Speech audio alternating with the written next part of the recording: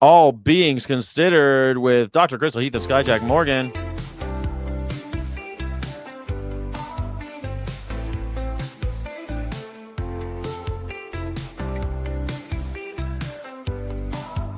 Well, Doctor, it's Wednesday again, and I'm happy that you're here. How the heck are you?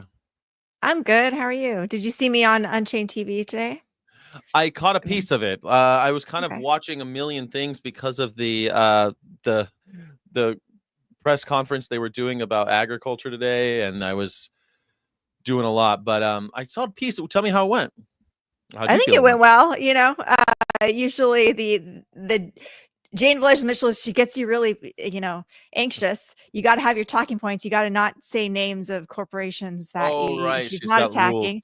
Yeah. So I didn't get dinged by Jane Velez Mitchell for mentioning an organization or company that I Nice. shouldn't. So that's always a win. That's always good. When Jane Velez Mitchell is happy on Unchained Yeah. TV, that's great. Every time I see her, I have to make sure. Every time I see her, I make sure that I have her app installed. Unchained TV. It has to be installed on your phone Mhm. because she will check. I wish that I had that. I wish that I was like, grab people's phones and we're like, "Are you subscribed to Our Honor on YouTube? You better be Yeah. subscribed. Give me your phone. I'm going to subscribe Give for me your you." phone. Yeah. She'll take Unlock your your phone. phone right now. Let me look at your YouTube channel. Let me look at your YouTube history. What have you been watching? Oh, not Yes. our honor. Like that's what we should do, That's probably. like every time we meet with somebody. That's what you should do with the AVMA. Is every time you Mhm, meet somebody, are you subscribed? Give me that phone, and then you'll mhm. take it. And yeah, I think that's a good plan. She's really, really good, and I haven't watched too much on there, but of course, lately anyway, I've watched a lot of stuff on there. If anybody isn't involved or on Unchained TV, it's a really cool resource. And Kindness Town is on there, and you've been on a bunch of times, haven't you? Oh yeah. I think I'm on there at least once a month now. Wow. Usually, yeah. What did you talk about this time? Bird flu, the Hickman's depopulation. Mm-hmm. And I Mm-hmm. mentioned briefly on Unchained TV this article that came out in Nature. Animal diseases leapt to humans when we started keeping livestock. Huh. That's I thought we knew that already, Interesting. but I like that it's in print. Now it's in scientific form. When hunter Okay. gatherers began living close to animals, the pathogens that caused the plague and leprosy got closer too. Around 6,500 years ago, hunter gatherer communities across Eurasia was settling down and living with livestock, and the animal diseases came along for the ride.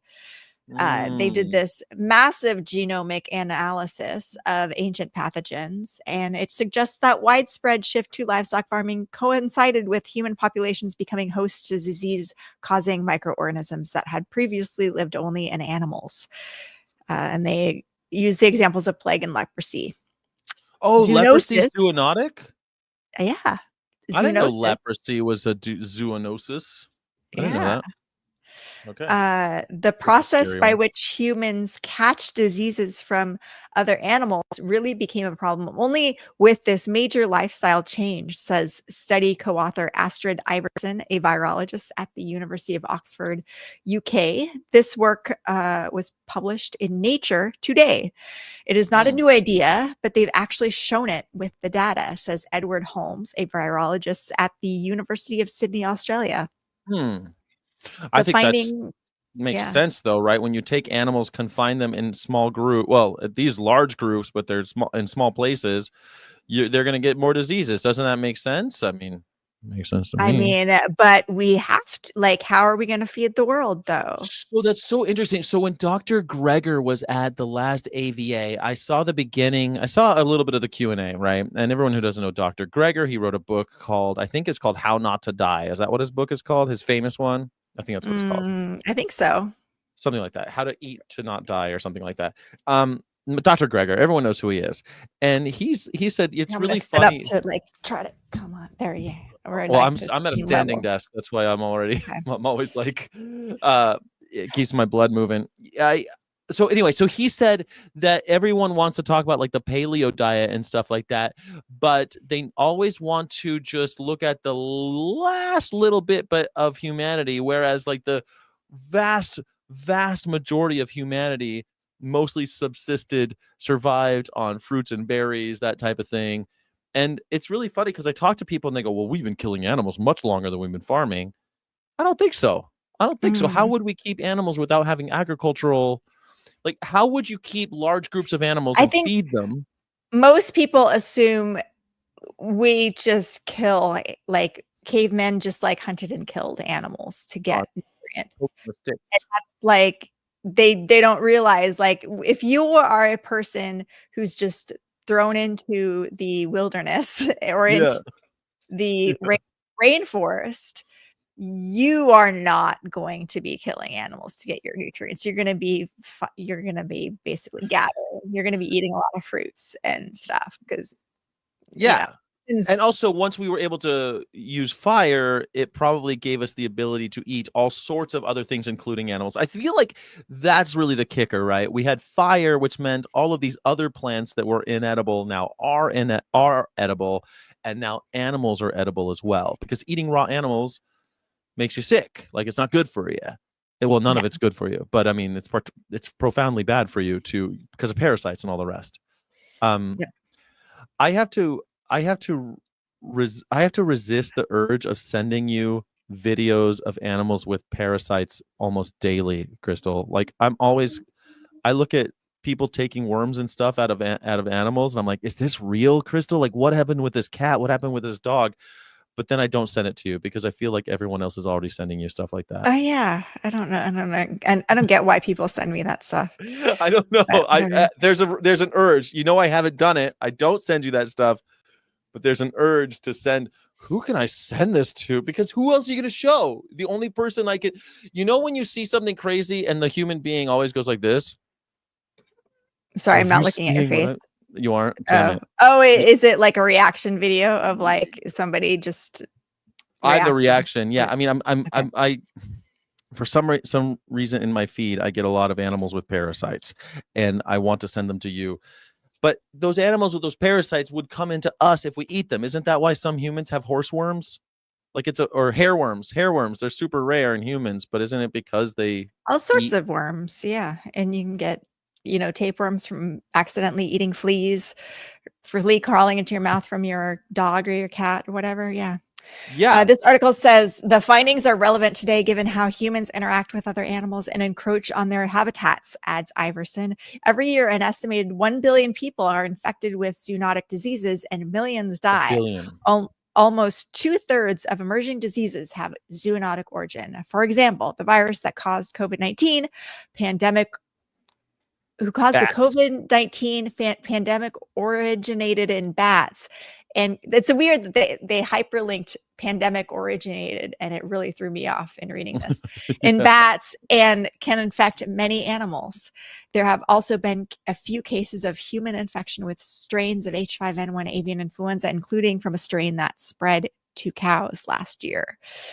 So Good old yeah. H5N1 is gonna. It's taking a little break for the summer, it seems, but it's gonna come back. I feel okay. So you know what it reminds me of? Do you know, on, I think it's the Discovery Channel or one of those? I think it's Discovery Channel. They have or maybe Animal Planet. They have the Shark Week. Are you familiar with Shark Week? Yeah. And they show all of these things that make sharks look scary. And every year you get these statistics that's like, well, guys, I know we're making sharks look scary, but here's the thing: deer kill far more people than sharks. Oh, Cows really? actually kill far more. Yeah, cows are the most deadly animals on earth, and it's because of our proximity to them, Yeah. right? Because I think it's because we can find them, and we have people like herd them from place to place, and yeah, people get crushed and people trampled get and crushed, they get trampled. Right, yeah. exactly. Yeah. They get their arms broken. They're constantly Mhm. wounded from cows. Cows. The point is, cows kill way more people than sharks. Sharks just seem more dangerous and scary, but we hardly ever see them, and they're 99% harmless, But the thing is, if you count the zoonotic diseases, Crystal, I think cows probably have killed more people on planet Earth than any other animal ever. Wow, And if you that's count, something. if you well, if you count heart attacks and colon cancer, I think it gets even higher. Oh, measles. Are measles zoonotic? I don't know.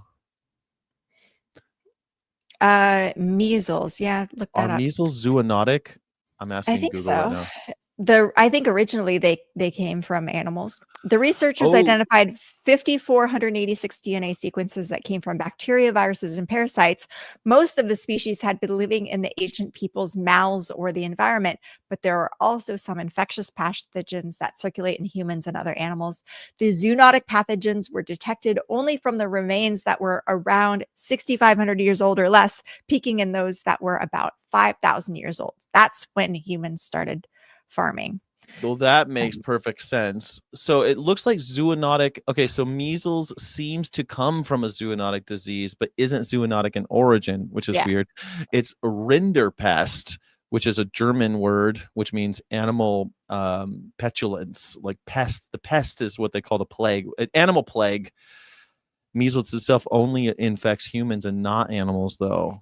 Humans are the Yeah. only natural host of measles. Weird. And it's coming back, baby. It's back. Yeah. We're back. Well, okay, so Uh, you were talking about this one on Jane Unchained. I mean, sorry, they don't call it I that was anymore. talking about Unchained mostly TV? the Hickman's depopulation of 6 million birds. I was on with Ben Williamson of Animal Outlook, and Yeah. they, of course, went on the ground in Arizona to document the depopulation. And she showed the trucks pulling out the birds, dumping them into the trucks, and it was horrifying footage. And 6 workers, million birds. you Yeah. know, not wearing PPE. I talked a bit about the FOIA documents we got that show that they're currently looking at more than 800 people who were participating in the depopulations. One person showed clinical signs. We haven't heard anything about that person. Mhm. The $100 million in bailouts that Hickman's will get, and the fact that this depopulation costs the state $1.5 million, and just the need for businesses like Hickman's to transition to animal-free methods of protein production instead. To do Uh, something that we know is wrong for at least 5,000 years ago, right? They must have known 5,000 years ago when they started keeping animals and a bunch of people started getting sick, right? Must have. yeah. They say six Um, 6,000 birds, but human lives don't matter to America. It's 6 million birds, Hassan. It's quite a few. It's a big depopulation, and they did it because they detected bird flu. And yeah. CDC So says it's not an emergency at all. yeah, so check that out, because the CDC on July 2nd just said that they're ending their emergency response to H5N1. A spokesperson for the Department of Health and Human Services said that the emergency bird flu response was deactivated to transition back to regular program activity last Wednesday due to reports of animal infections declining and no human cases having been reported since February. Surveillance, readiness, and response for influenza, including the H5N1 bird flu cases, will continue under the purview of CDC's Influenza Division and other appropriate agency programs, the spokesperson wrote in a statement.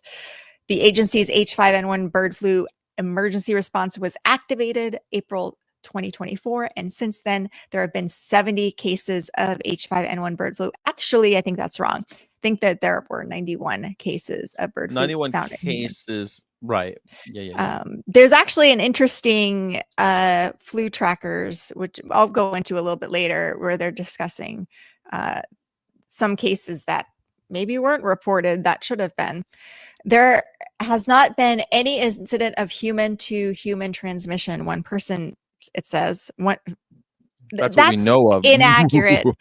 There has not been any known incident, they should write, Well, in order also, to there be hasn't been any accurate. incident this time. People have given each other bird flu in the past, just not this strain. That's the other thing that I think is a little weird. It's like they pick and choose. Like, because Mhm. you said the same thing, like, Sky, don't talk about the old bird flu back in, I think, the 90s or whatever it was, like, or the early 2000s. This Yeah. is a different strain. But we do know that people can give bird flu to each other, right? Like, that's and I think it's worth mentioning. To say like it's never happened makes it sound like we're perfectly safe. But the Yeah, other thing, this particular hmm, strain, yeah. We this don't know, particular and strain, maybe right? there has been, and we just don't know because we're not looking enough. We're not testing enough people. That's the Right, or maybe problem. there hasn't been yet, right? Like, because that's the other thing. These Cows seem to be giving it to each other. Birds are clearly giving it to each other. So why wouldn't we be able to give it to each other? And also small rodents, right? Ferrets and cats give it to each other. So Yeah. we should probably eventually we'll give it to each other. But Crystal, here's the thing about this one that I thought was weird about CDC. I read in CNN that they were doing. I read that article too, not the one on the Hill, but the one in CNN about how the CDC is saying like, not a problem anymore, which is really interesting to me because up until now they've been saying it's a problem and it's all Biden's fault for killing all the birds and stamping it out doesn't work. And Mr. R.F. Kennedy Jr. said that we should just let her rip through the mutant factories, he called them, the bird broiler hen and egg hen factories. Yeah, but clearly, like, they didn't. They exterminated the 6 million birds at Hickman's when Trump was in office, when RFK was in charge. So, like, they're not doing that. That was just all political, to try to spin this narrative that it was Biden's fault. And of course, Hickman's is their big thing when they were in the media and they were speaking to the news about this. They were saying we need bird flu vaccines in order to prevent this from happening again. And they're shutting down for 2 years. I think they're all hoping that vaccines will be a thing. Of course, a vaccine is just one more armament in this ever escalating arms race against nature that we have. These avian influenza viruses mutate, and we're going to continue to keep trying to play catch up these vaccines and make sure that they're effective against the latest strain. And if you look at France, France vaccinates their birds for avian influenza. But what they do is if you have vaccinated birds and some of your birds die, your birds are tested for avian influenza and they still kill all of the birds if any show up positive. So that's their program. It's like more tests, it's vaccines, but then more testing, and we still kill all of the birds. But all that costs money. And I guess with the CDC, with this saying it's no longer a problem, it's like I feel like everyone's an ostrich with their head in the sand now. Like this isn't a problem. I think we're being like a little bit disingenuous when we're saying that they say it's no longer a problem, because what they say is that emergency activation allows for additional support for public health response, including staffing and other resources to increase testing, surveillance, and communications. And they say this move just aligns with good public health practice to escalate during a crisis and then scale back when stable.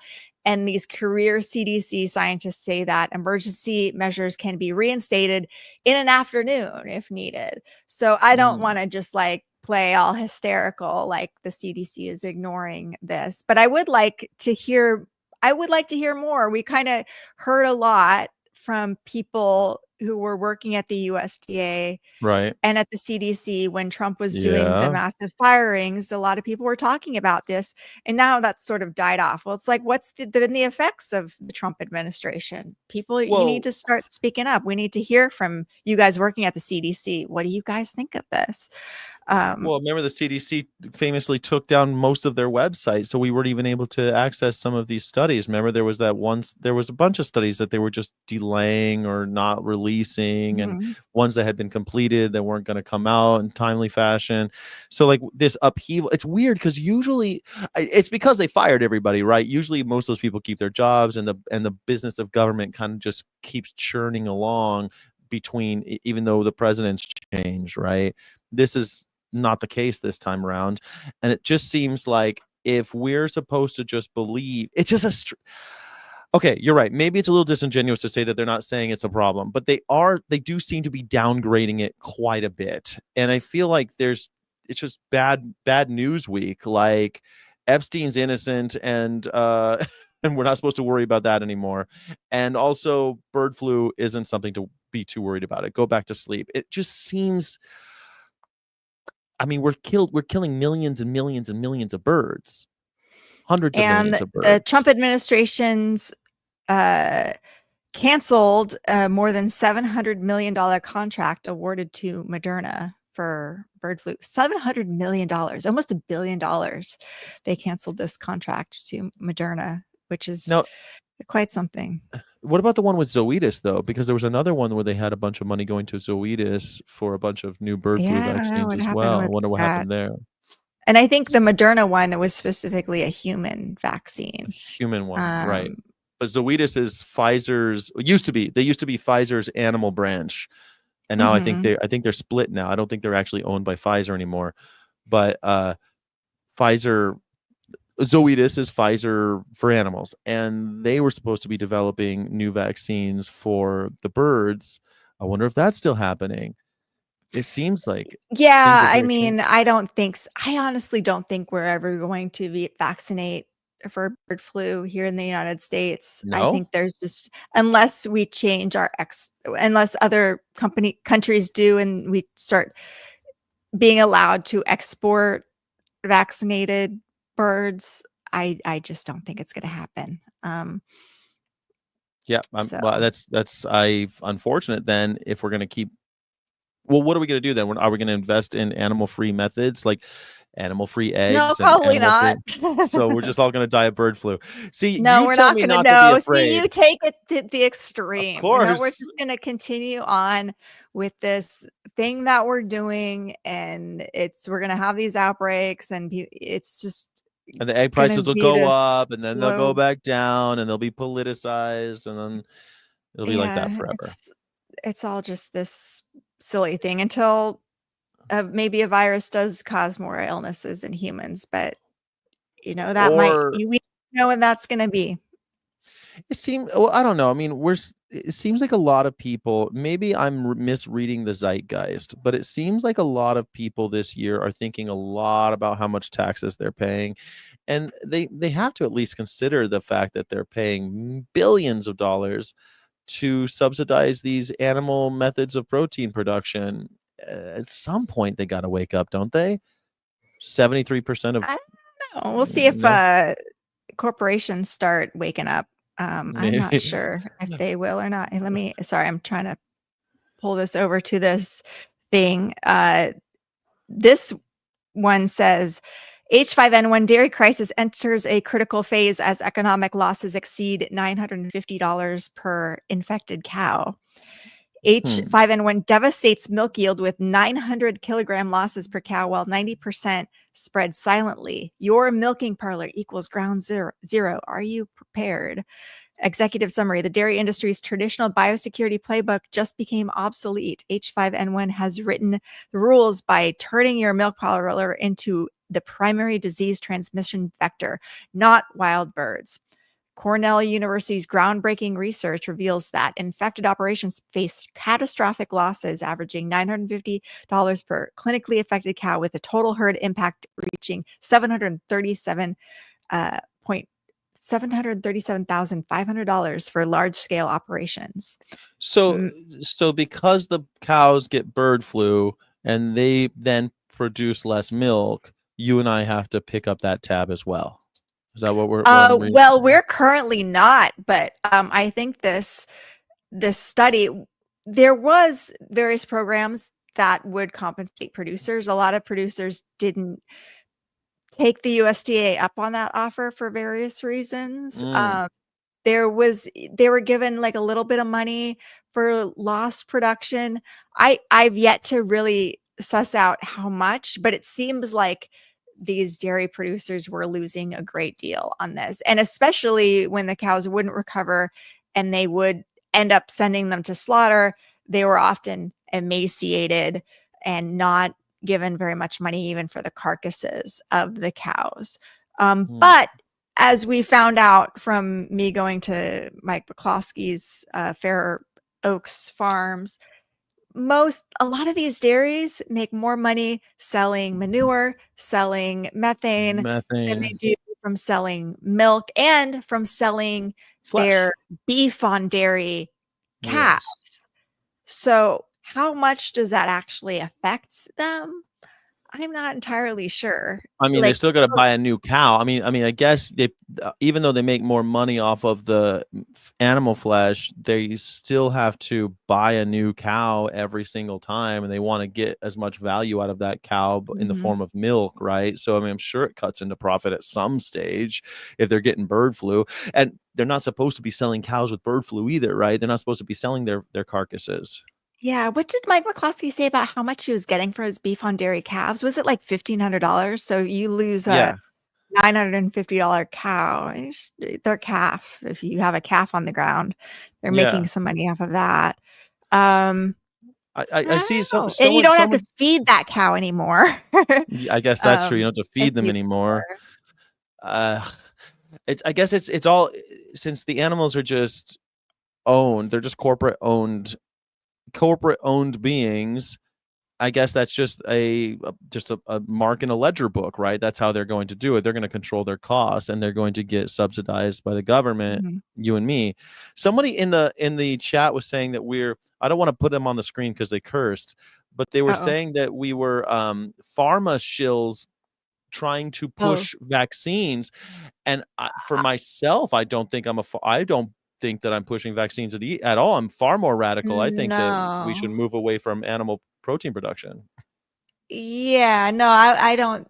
I was saying Hickman's was wanting this vaccine, and I said this is just another armament in this ever escalating arms race against nature, and it's going to be a Yeah. short-term band-aid against this long-term problem. We're solving the problem before us instead of asking ourselves whether this is a problem that should even exist in the first place. Yeah, I mean, the vaccines are the So, way that they will continue to make money in the face of this pandemic or epidemic or zoonotic epidemic, whatever you yeah. want to call it.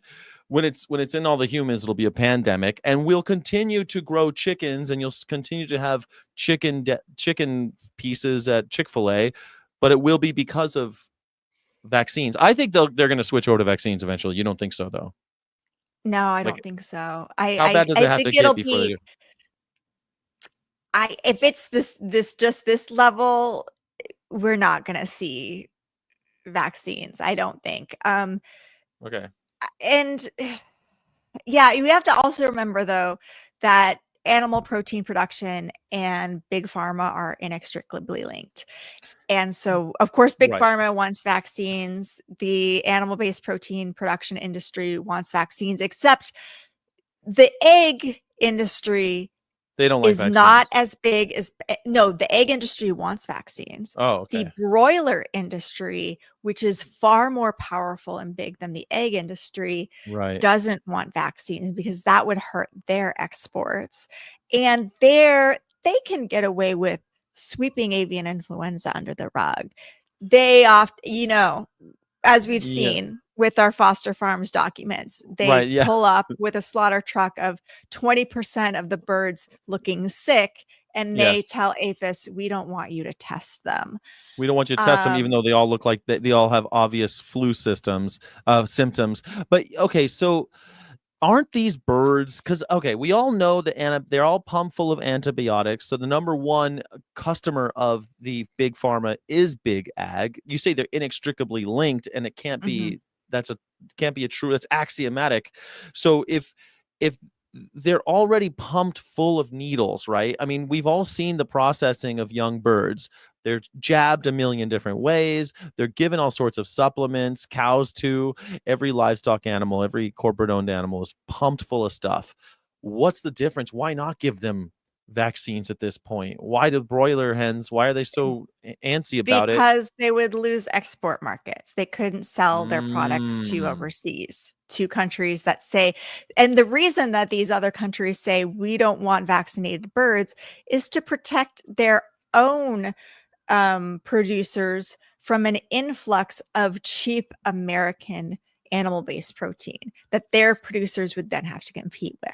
So that's they don't why want they that. make this hard line that we don't want that cheap um, protein.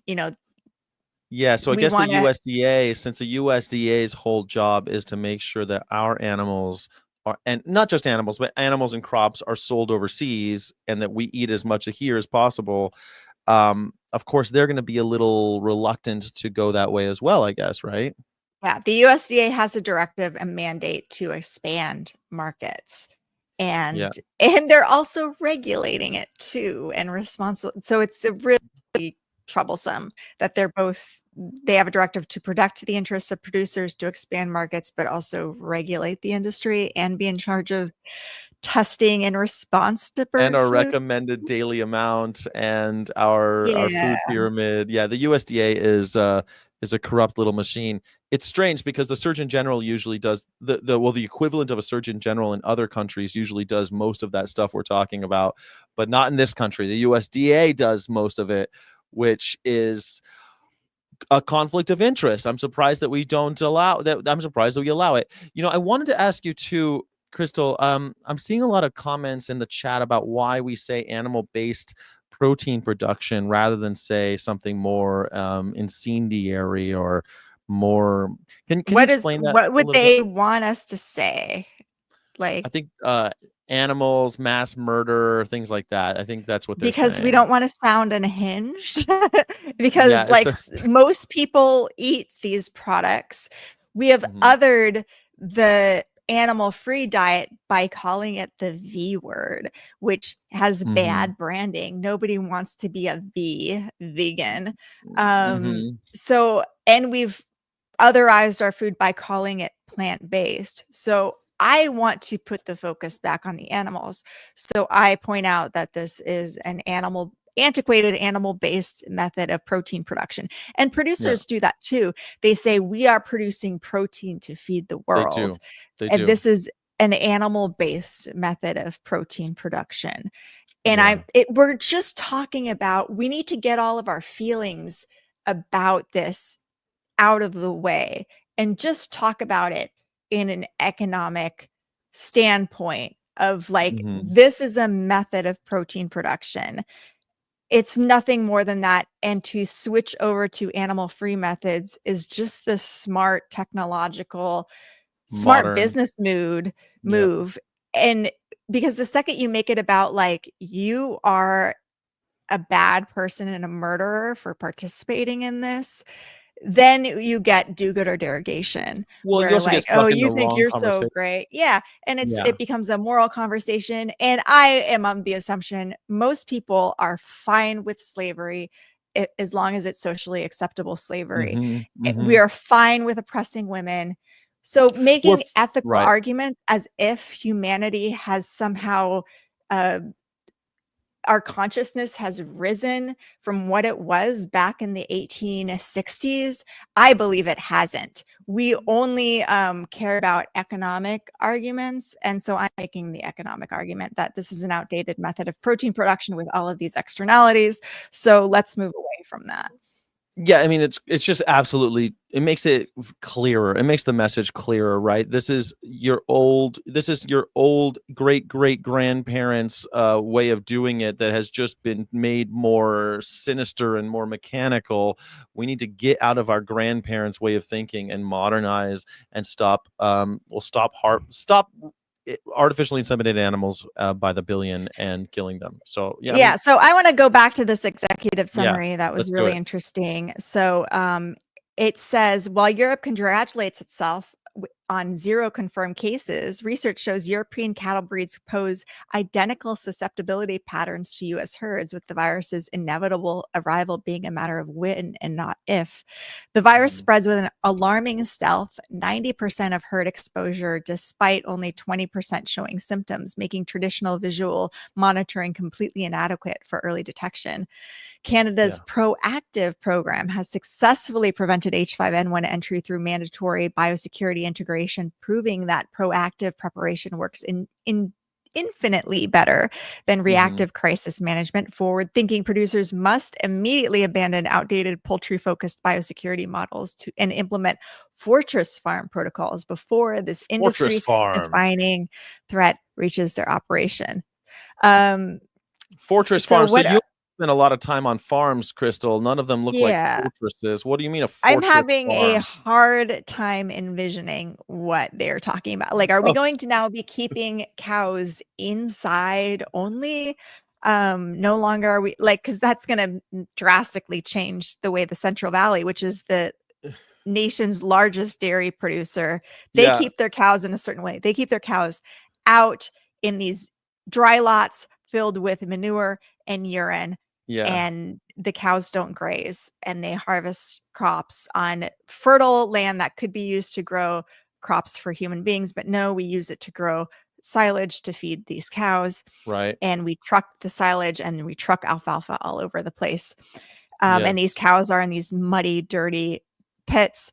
And that's how we do it. And we have these huge manure lagoons that are Mm-hmm. covered with tarps, and we suck out the methane and we turn that into renewable natural gas, and we sell low carbon fuel standard credits to to fossil fuel companies, and that's how these producers make a majority of their Yeah. But profits, not here's by the thing, selling milk, though. but by selling methane. The methane. But Crystal, I know you and I have spent a lot of time on farms, but even people who are like normies and drive by farms, I think could realize that this is BS.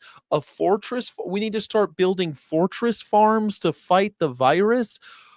What the hell? What are they talking about? I can't believe people fall for this, actually. Because, Here are like, their key takeaways. We're eliminate raw waste milk feeding immediately to prevent 50% mortality in farm cats and potential viral amplification. Switch to pasteurized alternatives or milk replacer to break the deadliest transmission pathway that most operations ignore.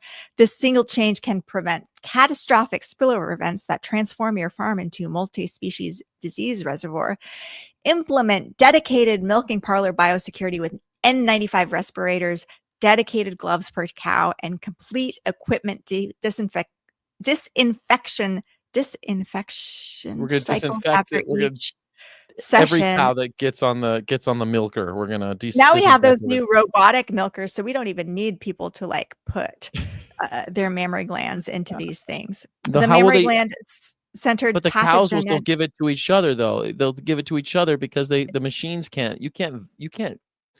Anybody who's been, cows are big, dirty animals. You're gonna tell me that you're gonna disinfect everything that they touch ever, so you could continue to extract milk from them. I don't see how it's Yeah, possible. I think this is the all the emperor mammary has no gland clothes. centered pathogenesis means your milking equipment has become the primary cow to cow transmission vector, not respiratory droplets. Operations ignoring this shift face inevitable herd wide contamination within days of introduction.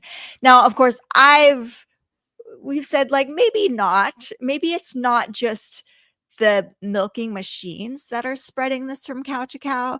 Maybe it's the fact that urine has high Yeah, it's a viral little loads, weird that and they're the literally yeah, laying in pee and poop, and there's flies all around everywhere jumping from the drinking the pee milk, to the poop to them to landing the in milk. their Hmm. nose, landing in their eyes, And the landing in birds too. their There's mouth, birds like, landing on them and pooping on them and drinking the milk and yeah, all and over. eating their feet. Yeah. Um, and I'll go into another article later that talks about milk stealing behavior being a mode of spread. This is where cows nurse off of themselves and each other, and the mouth has receptors Hmm. for The bird flu, virus. and so they can become infected that way. Connie But here says they're cows saying, aren't dirty because you're right. Cows might not be dirty, but the way we keep them is pretty yeah, filthy. It's pretty cows nasty. are clean Cows, animals. And yeah, that's it's not another the cow's thing about fault. like the farm standards is one way to judge is how much mud cows have on them, because if Yeah, cows are laying down in mud, that is a welfare concern, because cows are clean and they like to stay clean. And if you drive by a farm and you see cows that are just covered in mud, that they are not adhering to farm standards, we see because that in almost cows every should farm we not. go to. They're covered in mud. Exactly. Almost every cow herd we see, they're all covered in mud. They're standing in mud. They're laying in mud. They're drinking Yeah. standing water that's filled with poop and pee. These aren't these animals' choices. I'm not trying to say that the animals are dirty. It seems we got a lot of people who care about animals in the chat, and I appreciate you being here. Please like the video. We care about animals too. But what we're talking about is the transmission of bird flu in flocks and in herds, and how it's, well, I think it's going to kill us all, but Crystal thinks we're gonna lick it somehow. No, I think you're totally misrepresenting my No, I'm perspective just here. I'm joking. just trying not to be a sensationalist like you are. Okay, you're right. I'm not being Uh, sensationalist. I'm being alarmist. Hey, okay. Crystal, it says you cannot. Someone's been listening to Joe Rogan. I think they say you cannot live without killing something else. Life Someone eats else. I life. think they mean Yeah. life eats life. Being unaware of how does not remove the responsibility. I mean, I don't think we're talking about ending all killing. I think I usually talk about ending all slavery, ending Well, all ownership of animals. so But you say we need milk. Well, we can now make cow's milk without cows. We can make cow's milk using precision fermentation. You get the same yeah, milk proteins. So why aren't we doing that? Why aren't we investing our funds in that? Why does 73% of dairy revenues come from some form of subsidy when we hmm could be producing cow's milk without cows? I think it's Joe Rogan would appreciate that, I think. I So go want you to bring get that on to Joe Joe Rogan to Rogan. have him when Joe Rogan does his weird homily where he says life eats life. Yeah. Nothing could be so. It's just this mantra that he tells himself so he can justify himself going out and killing bears And with that's the thing, arrows. like, if he wants to go out and kill bears with arrows and stuff, like, whatever, Why but then? Why does he eat I'm the talking McDonald's? about I'm not gonna make any ethical argument against that because people don't care about ethical arguments, but I'm gonna make, like, a strictly, policy argument about that. If everybody did that and that's how they got their meat and everybody ate the same amount of meat as Joe Rogan did, we would not be able to feed the world. hmm So hmm how does he feel about that? Does he think everybody should go hunt their food? And does he think that we have enough animals to be able to fund, to be able to support that sort of protein consumption? Because If I you can't know hunt, you ethical don't eat. arguments, nobody Yeah. cares about that. No, I'm no, just, nobody cares about that. You're yeah, absolutely right. Joe Rogan is shooting bears. That's right. So I mean, he kills animals in the wild for fun, and then he eats McDonald's while he's doing his podcast and and makes jokes about Chick-fil-A. it. And Yeah. Chick-fil-A. So I mean, Like nothing it's wrong with a little disingenuous. Chick-fil-A. Like, Yes, yeah, it's just a he's not disingenuous making an argument. ethical argument there. No, And I'll just point out that, like, that's fine. You do you, sir. If you want to do whatever you want to do. I'm not here to say Jeffrey Epstein having sex with teenagers is bad, but I'm just saying as a policy argument, is that really the best thing that we can do? Like, that's all. well, Like, is that what are the downstream economic effects of that? I And think I say we won't be able to feed the world like that. So no, you're right, and if it's you want funny people to about the. starve, if you want other animals to starve, if you want to, you won't be able to continue hunting if everybody gets their protein that way. And we So, need to be making we need to be making points like that. In the Jeffrey Epstein thing I was talking about today, and I was like, well, even if no matter what you think about it, right? Whatever you think about the claim is that thousands of people were harmed. Thousands of young people were harmed. And now we're saying we are not going to seek out and prosecute anyone involved in that. That to me is the shocking part, because that's why we have a Department of Justice. That's why we have an executive branch, is to track down and find people who are doing these sorts of things. And they're just saying, no, we're not going to do it. I feel the same way about like someone like Joe Rogan or somebody like, well, like a lot of people who are, well, I care about the environment and I care about diseases and I care about my health. Okay, well then I guess as a policy, we should maybe not kill so many animals, 10 billion chickens a year, and where they become mhm. these cesspools and of viruses, and we pump them full of hormones and all this Franken chicken stuff, and we've genetically modified them, all these externalities, like you're saying, like that's just good policy at the end of the day. I am a person who is ethically concerned, morally concerned about the lives of animals, but I know Yeah, that nobody not everyone is. cares. Yeah, Just like you said, most people, especially most most people Americans, are don't. perfectly okay with most forms of slavery. Most. Most people are So, fine with oppressing women. Most people think that white people should be elevated above people of color, and that's just the fact of the world we live in. And we have to just show like that you can believe that all you want, but having a policy like that means you will probably be oppressed too. So Yes, we have to fight it creatively, I guess is the yeah, main thing, right? And fight it with, and sometimes with the language of the oppressor, I suppose. Anyway, yeah. I think you're right. I think you're right. And but you already know that. So Let me so just continue, because yes, there's I a was few going to more ask you. interesting things on this. Yes. That Yes. they say adopt the Canadian style closed herd philosophy with a mandatory 30-day quarantine and pre and post movement testing for all animal introductions. That's not going to happen.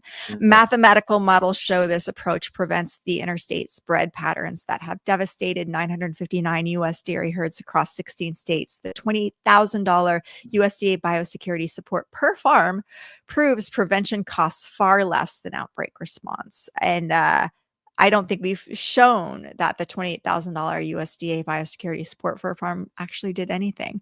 So I'd love to see how their argument for that. We're building fortress farms. Sorry. It just seems so ridiculous to me. I'll keep going. I'm sorry. It's so We'll dumb. see, like Fortress farms. We'll see what's happening. It sounds cool. Right It sounds like a Steven Seagal movie. The one farmer was left behind. Steven Seagal in Fortress Farm. It's just like we've got this whole like we're going to enhance biosecurity thing just sounds good to people, but it sounds high tech. Literally we'll see the next bird flu season what happens. In a couple months.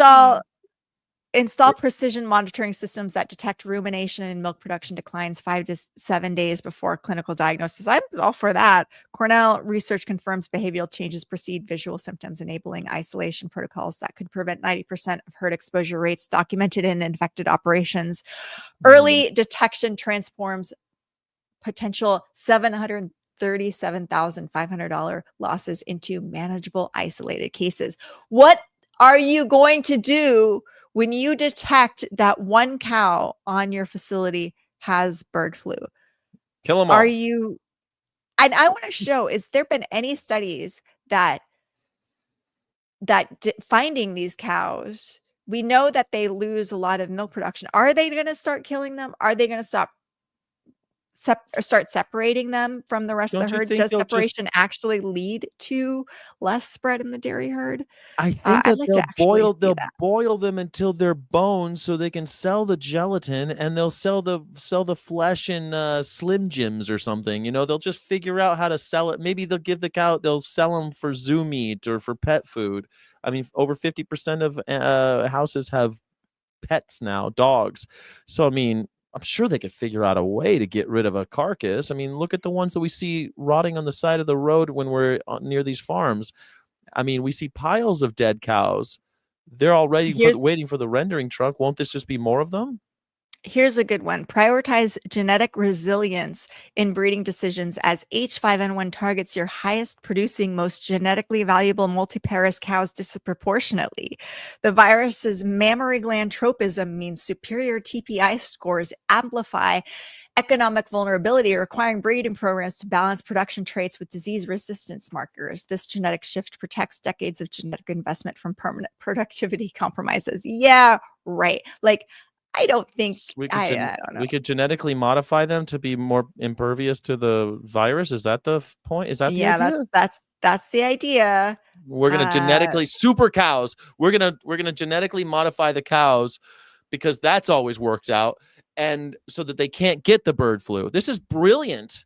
And we can also genetically modify them to not feel pain, and genetically modify them to want to be killed. I mean, we could do all sorts of fun stuff. Let's get real creative and really dig around in these animals' DNA. You know, I think that's the final solution right there. We'll just really dig around. The final solution to the bovine influenza problem. Yep. Where's Robert K in all of this? Oh, he's here. He doesn't want to have he doesn't want to have any chickens or cows with vaccines, it doesn't seem. But on this flu trackers message board, they said, this one person said, rant, we need proactive surveillance, not reactive surveillance. Since the beginning of the human cases in 2022, the US has failed. Our case list includes all full and partial test positive persons. Our count is 93. And not on our list are the reported dozen or so dairy cattle workers at the beginning of the known cattle outbreaks who had respiratory and conjunctivitis symptoms. The probable count is most likely over 100 and does not include unknown cases. Typically, in outbreaks, the known cases are a fraction of the real total, especially if the illness is mild. When the first human H5N1 case was diagnosed in 2022, we should have instituted a very aggressive program to determine the real spread in the US, testing both wild animals, domestic animals, and humans. We cannot go back now. That window is closed. And this site has said many times, do not wait for any government to save you, not for hurricanes or any other threat. They are often too little, too late. No one knows what will happen with H5N1. Maybe nothing. Maybe all of the outbreaks are diminishing and the virus will disappear. I hope so, but nature rules, and we are not closely following her lead. So there you go. Nature's leading this this fandango, and we aren't following.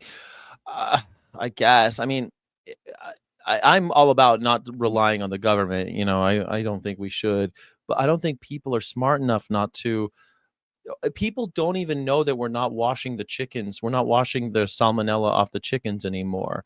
I mean, I was looking at one of our videos that we did a while back, and I'm like, man, that seems like years ago when they decided that they were going to stop washing the chickens. Nobody knows it. I ask people all the time, do you know that they're changing they're changing the way we're processing chickens? They're processing them more quickly. They're processing them with they're cutting out steps in order to get them processed more quickly. That's dangerous. No one even knows. Yeah, but nobody will care until there's like widely reported outbreaks of something or other. And we're salmonella is a just, killer, man. And it's like bird flu. I mean, we know salmonella kills you, and it's not a good way to die either. So, man, I don't know. And when you get it and you don't die, you wish you died because it's so horrible. But I feel like, but I think the sentiment of that writer is so important. Like, we can't rely on the government. We can't trust the government, and we never have. This is not party specific. I mean, we happen to be criticizing some of the policies that are of the current administration, the Biden because they're in administration power. did a horrible They did horrible job too. with Yeah. this. I mean, I think the only, and luckily the Obama administration really only had I think they had Zika and Ebola to contend with, and I think they did okay because we didn't die of it, but it wasn't as different. It was a lot different than this. Anyway, we can't trust the government, which means, again, if you don't trust the government, stop eating animals. Like that would make sense to me. But these guys don't get it. They don't get it at all.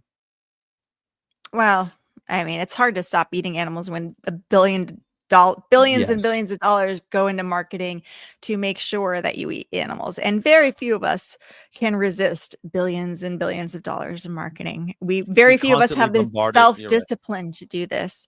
And, even Joe Rogan, he's a guy who seemingly has a lot of self-discipline, but he's been an open mind. He seems like he has an open mind. You're right. Yeah, you're right. To a certain point, but he too has been manipulated by the idea that you need meat to be strong, and but I think he also it's been engineered to be delicious. In favor of animal-free methods of protein production. He would love to have the flavors that he likes and the amino acid profile that he wants in a steak that didn't come from killing animals. But he's being denied that choice, and so he makes the decision to go out and shoot for himself. And when he is craving Chick-fil-A, he goes and gets Chick-fil-A, even though he probably doesn't like the way that those birds are raised. But he's been denied the choice to eat food that aligns with his values. So he is like, well, everybody else is. It's like, this is the way the world is.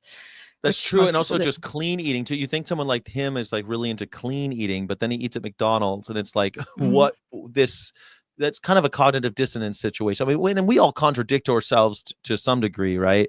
But I think that if Joe Rogan had the opportunity to eat something cleaner that gave him the same profile, the same flavor and amino acid profile, he totally would. Wouldn't you? Everybody? Yeah. I would. Yeah. It's interesting. He stopped drinking fairly recently. Yeah. And I wonder if not drinking will lead to more of a evaluation of other ways he's eating too, and maybe I don't know. I told you about the time I met him. Of that. Oh, what? No, the time you met him, I don't know if I remember the story, but I never told you the time I met Joe Rogan. Oh my gosh. maybe It you wasn't. did, and I just. He was extremely drunk. I was working in Las Vegas. Oh, He broke wow. into my I don't bar. think he broke No. into your bar? I Okay, don't it's a think I quick. heard the story at No. all. All right, it's a very quick story. So it's kind of funny because my friend told me his story about meeting Joe Rogan. And then my friend and I are walking around because Joe Rogan he used to do the opening of the like a comedy special the day before a UFC fight. So every time we had a UFC fight at MGM Grand, Joe Rogan would come and he would do a show, and people liked it. People would come a day early and they would go see Joe Rogan. Anyway, that night after his show, I'm walking. One of my bars is closed, and we're walking around the casino. It's very late, and I'm as a boss, you got to make sure that your staff clean the bar and stuff like that. So I'm like going over there to check it out. My friends with my other manager friend is there with me, and there's a dude behind the bar, and he's clearly a guest and not an employee.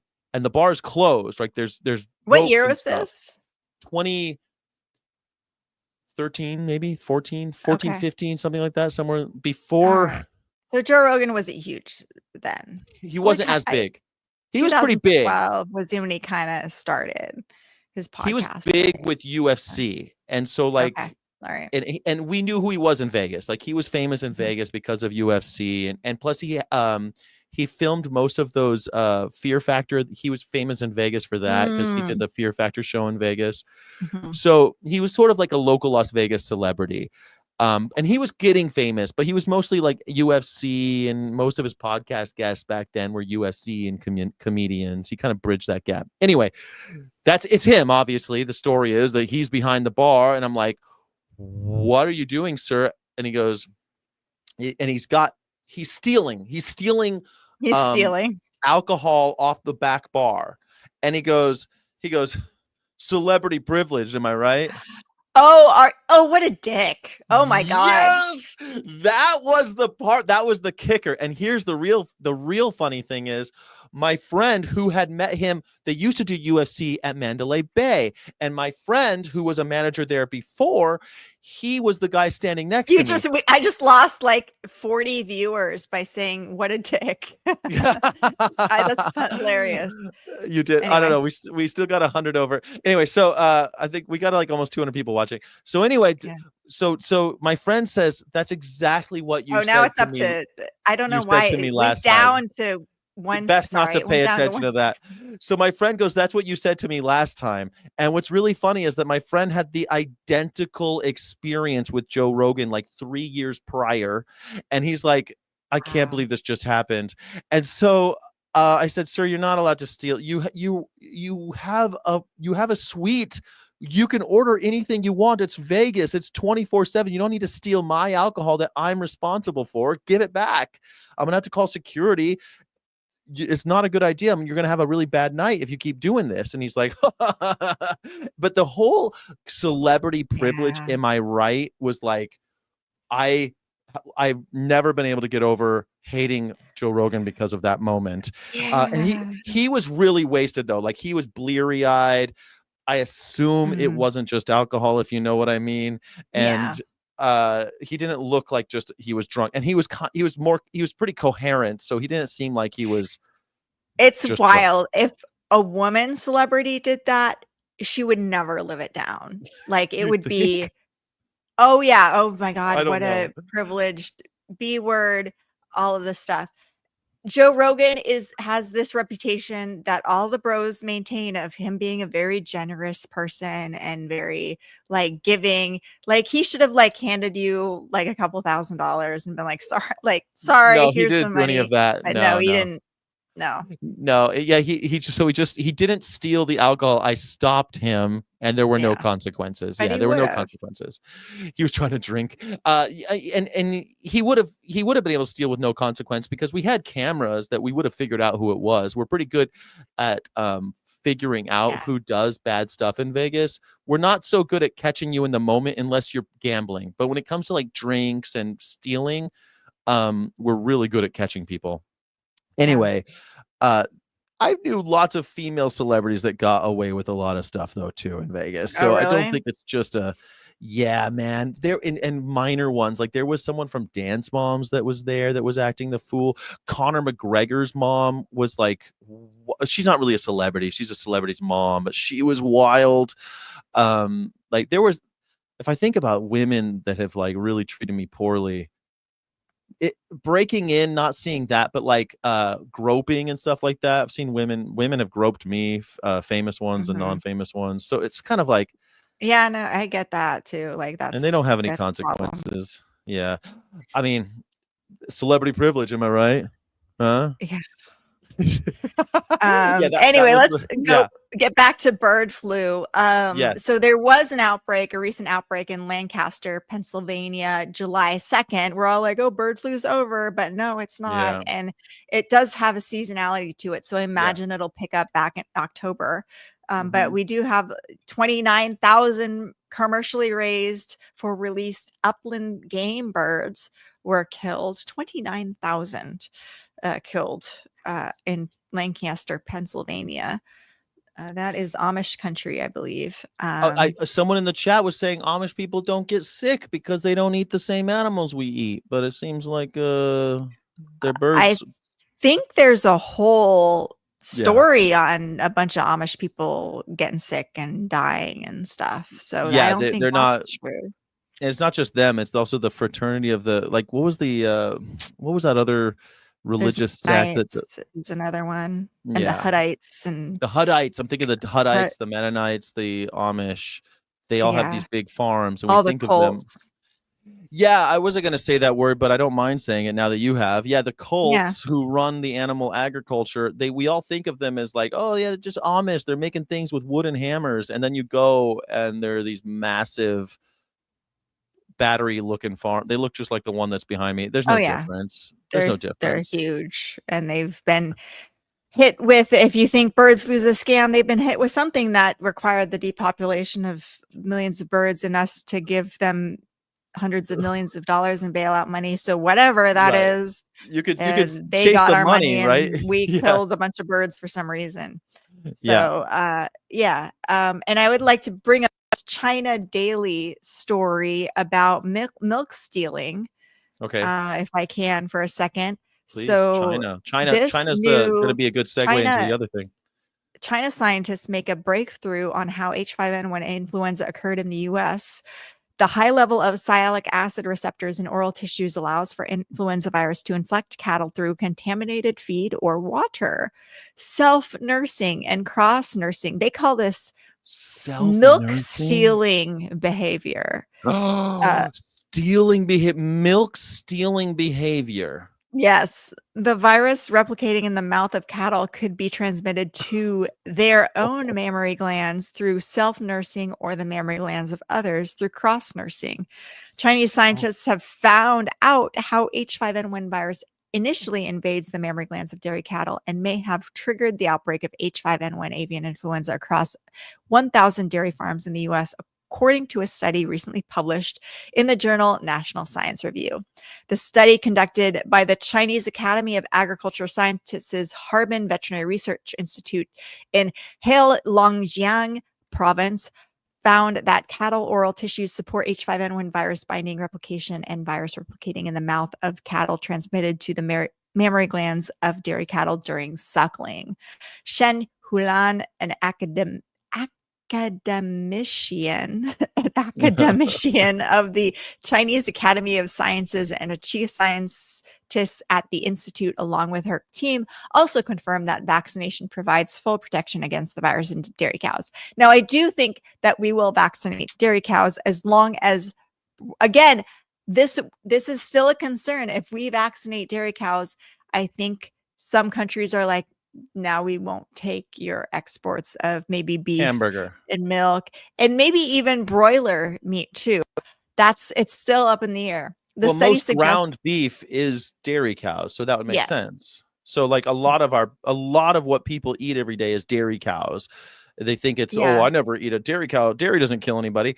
Okay, so why is The China okay, go ahead. Sorry. You The keep study going. suggests that targeted control of milk stealing behavior and immunization can effectively curb H5N1 outbreaks among cattle. Highly pathogenic avian influenza subtype H5N1 is a major zoonotic disease. Since 2021, a new strain of the virus has caused tens of thousands of outbreaks among poultry and wild birds in multiple countries. In March 2024, the virus began infecting dairy cows in the US, spreading across more than 1,070 farms in 17 states. The outbreak resulted in a cow mortality rate of up to 10% and infected at least 41 farm workers, raising concerns for global dairy production and public health. So, I thought that was a really interesting article about milk stealing. Of course, I say if we stopped our milk stealing behavior, we wouldn't even have to worry about this issue. It's so funny. So when a cow drinks a cow's milk, that's called milk stealing. But when we artificially inseminate a cow, kill her baby, and sell the milk, that's business as usual. Yeah, and if you call it milk stealing, you are a vegan extremist, because that's just crazy talk.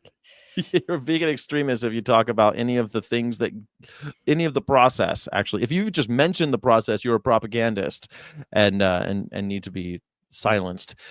Brilliant. I think that's great.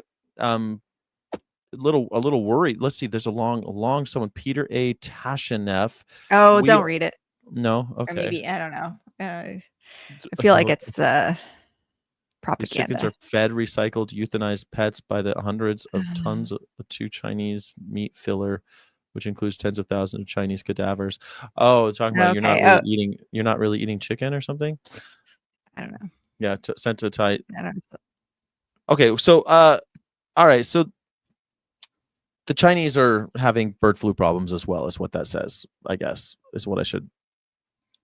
I mean, how come we never hear about China and having all these bird flu problems like we are? No, China's not having bird flu problems, but they do a lot of great research about bird flu.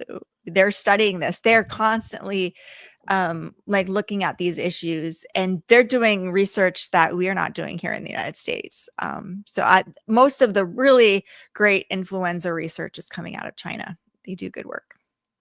All right, so China's helping us with the work because we're not doing it anymore. I guess that's what we don't need a CDC anymore. Well, we are doing well. Don't be all sensationalist. We are studying bird flu as well. China is just doing a lot of good bird flu research. We have the CCP. We don't need the CDC. All right, so close the CDC. Let the Chinese do the research for us. All right, so I don't know why they wouldn't be having those problems other than the fact that they don't have giant egg facilities next to a dairy. Is that what we're just assuming at the moment? Yeah, I haven't looked at China. I don't know why they haven't had a lot of outbreaks yet in China yet. But, there is an argument that needs to be studied more, and I'm not a conspiracy theorist, but I'm surprised.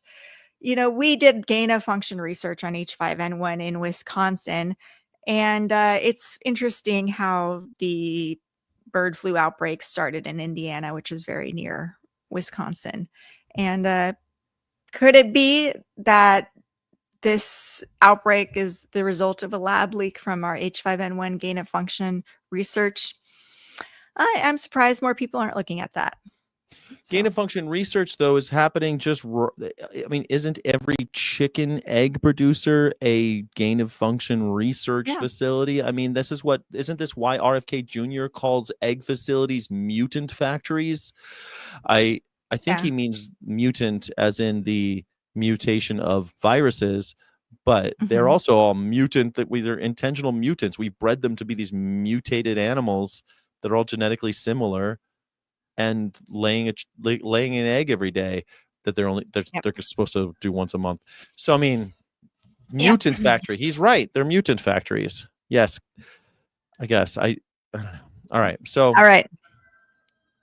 Good. Are you want to talk about DCLAW or you want to talk about China? Yeah. So I will be going to the AVMA convention, which is July 17th through 22nd.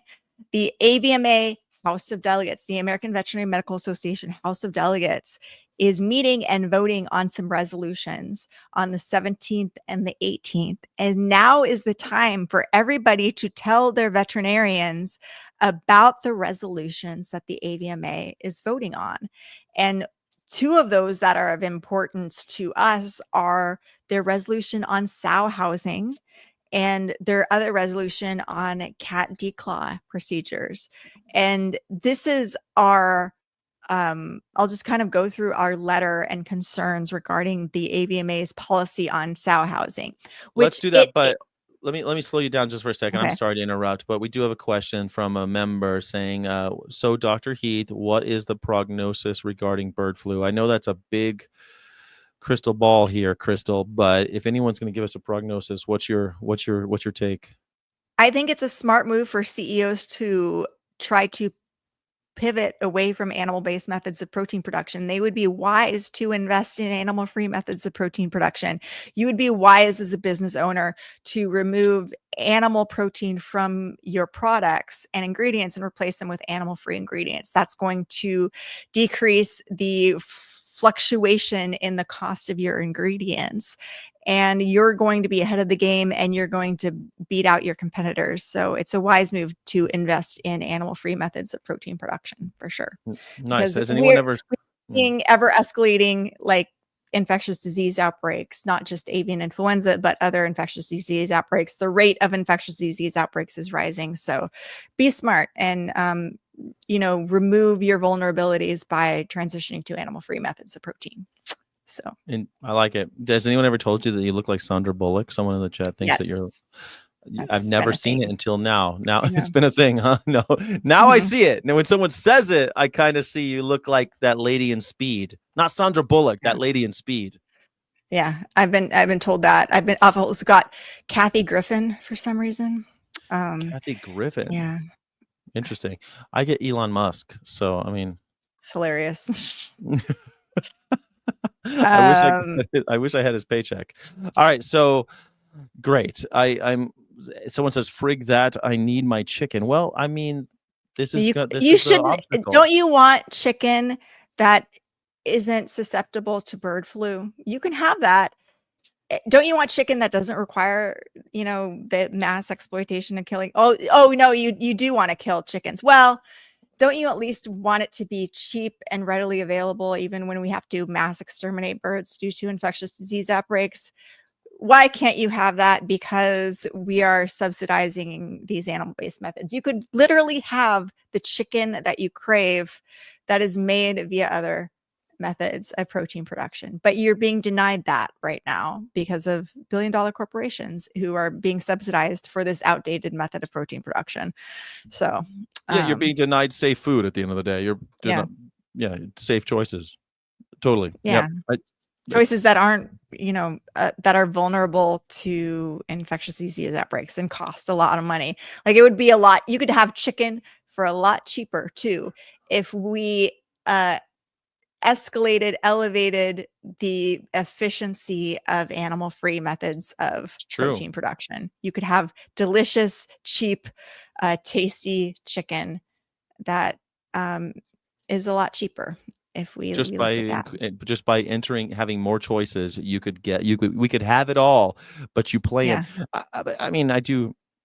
And then maybe it wouldn't kill us all. That's the other thing. I agree. It just might kill us vegan all. food does suck, and we need to make vegan food better. You don't like peanut butter jelly sandwiches? I do, but delicious. I want to go to Chick-fil-A and get a chicken sandwich that is vegan and tastes exactly the same as the regular Chick-fil-A sandwich. And I'm sure that's what everybody wants, but they're being denied that by a current billion-dollar right. You can't go to the place, but that doesn't mean vegan food sucks. I mean, if I go to Mr. Charlie's, it tastes identical to McDonald's. But it's expensive. It's more expensive than McDonald's, and that sucks. Not really, because you get more. It is a little bit more expensive, but in LA, it's $1 more for the same amount of food. I did this. Someone told me it's more expensive, and I was like, all right, well, let's look. In LA, where Mr. Charlie's is, for the exact same menu, it was $17. And then at McDonald's, it was $16 for what I ate. Yeah. And I mean, fast food and this isn't person as cheap says, as it used to be. No flavor is vegan cooking is a skill. Like, see, that's the problem. We have people to make don't have those skills. The animal-based protein industry understands that people don't want to cook. They want convenience. They want ease. They want That's cheap. true. You're right about And that. that's what they've given people. And animal-free producers have not. And they have failed to get the subsidies for these products to make it cheap.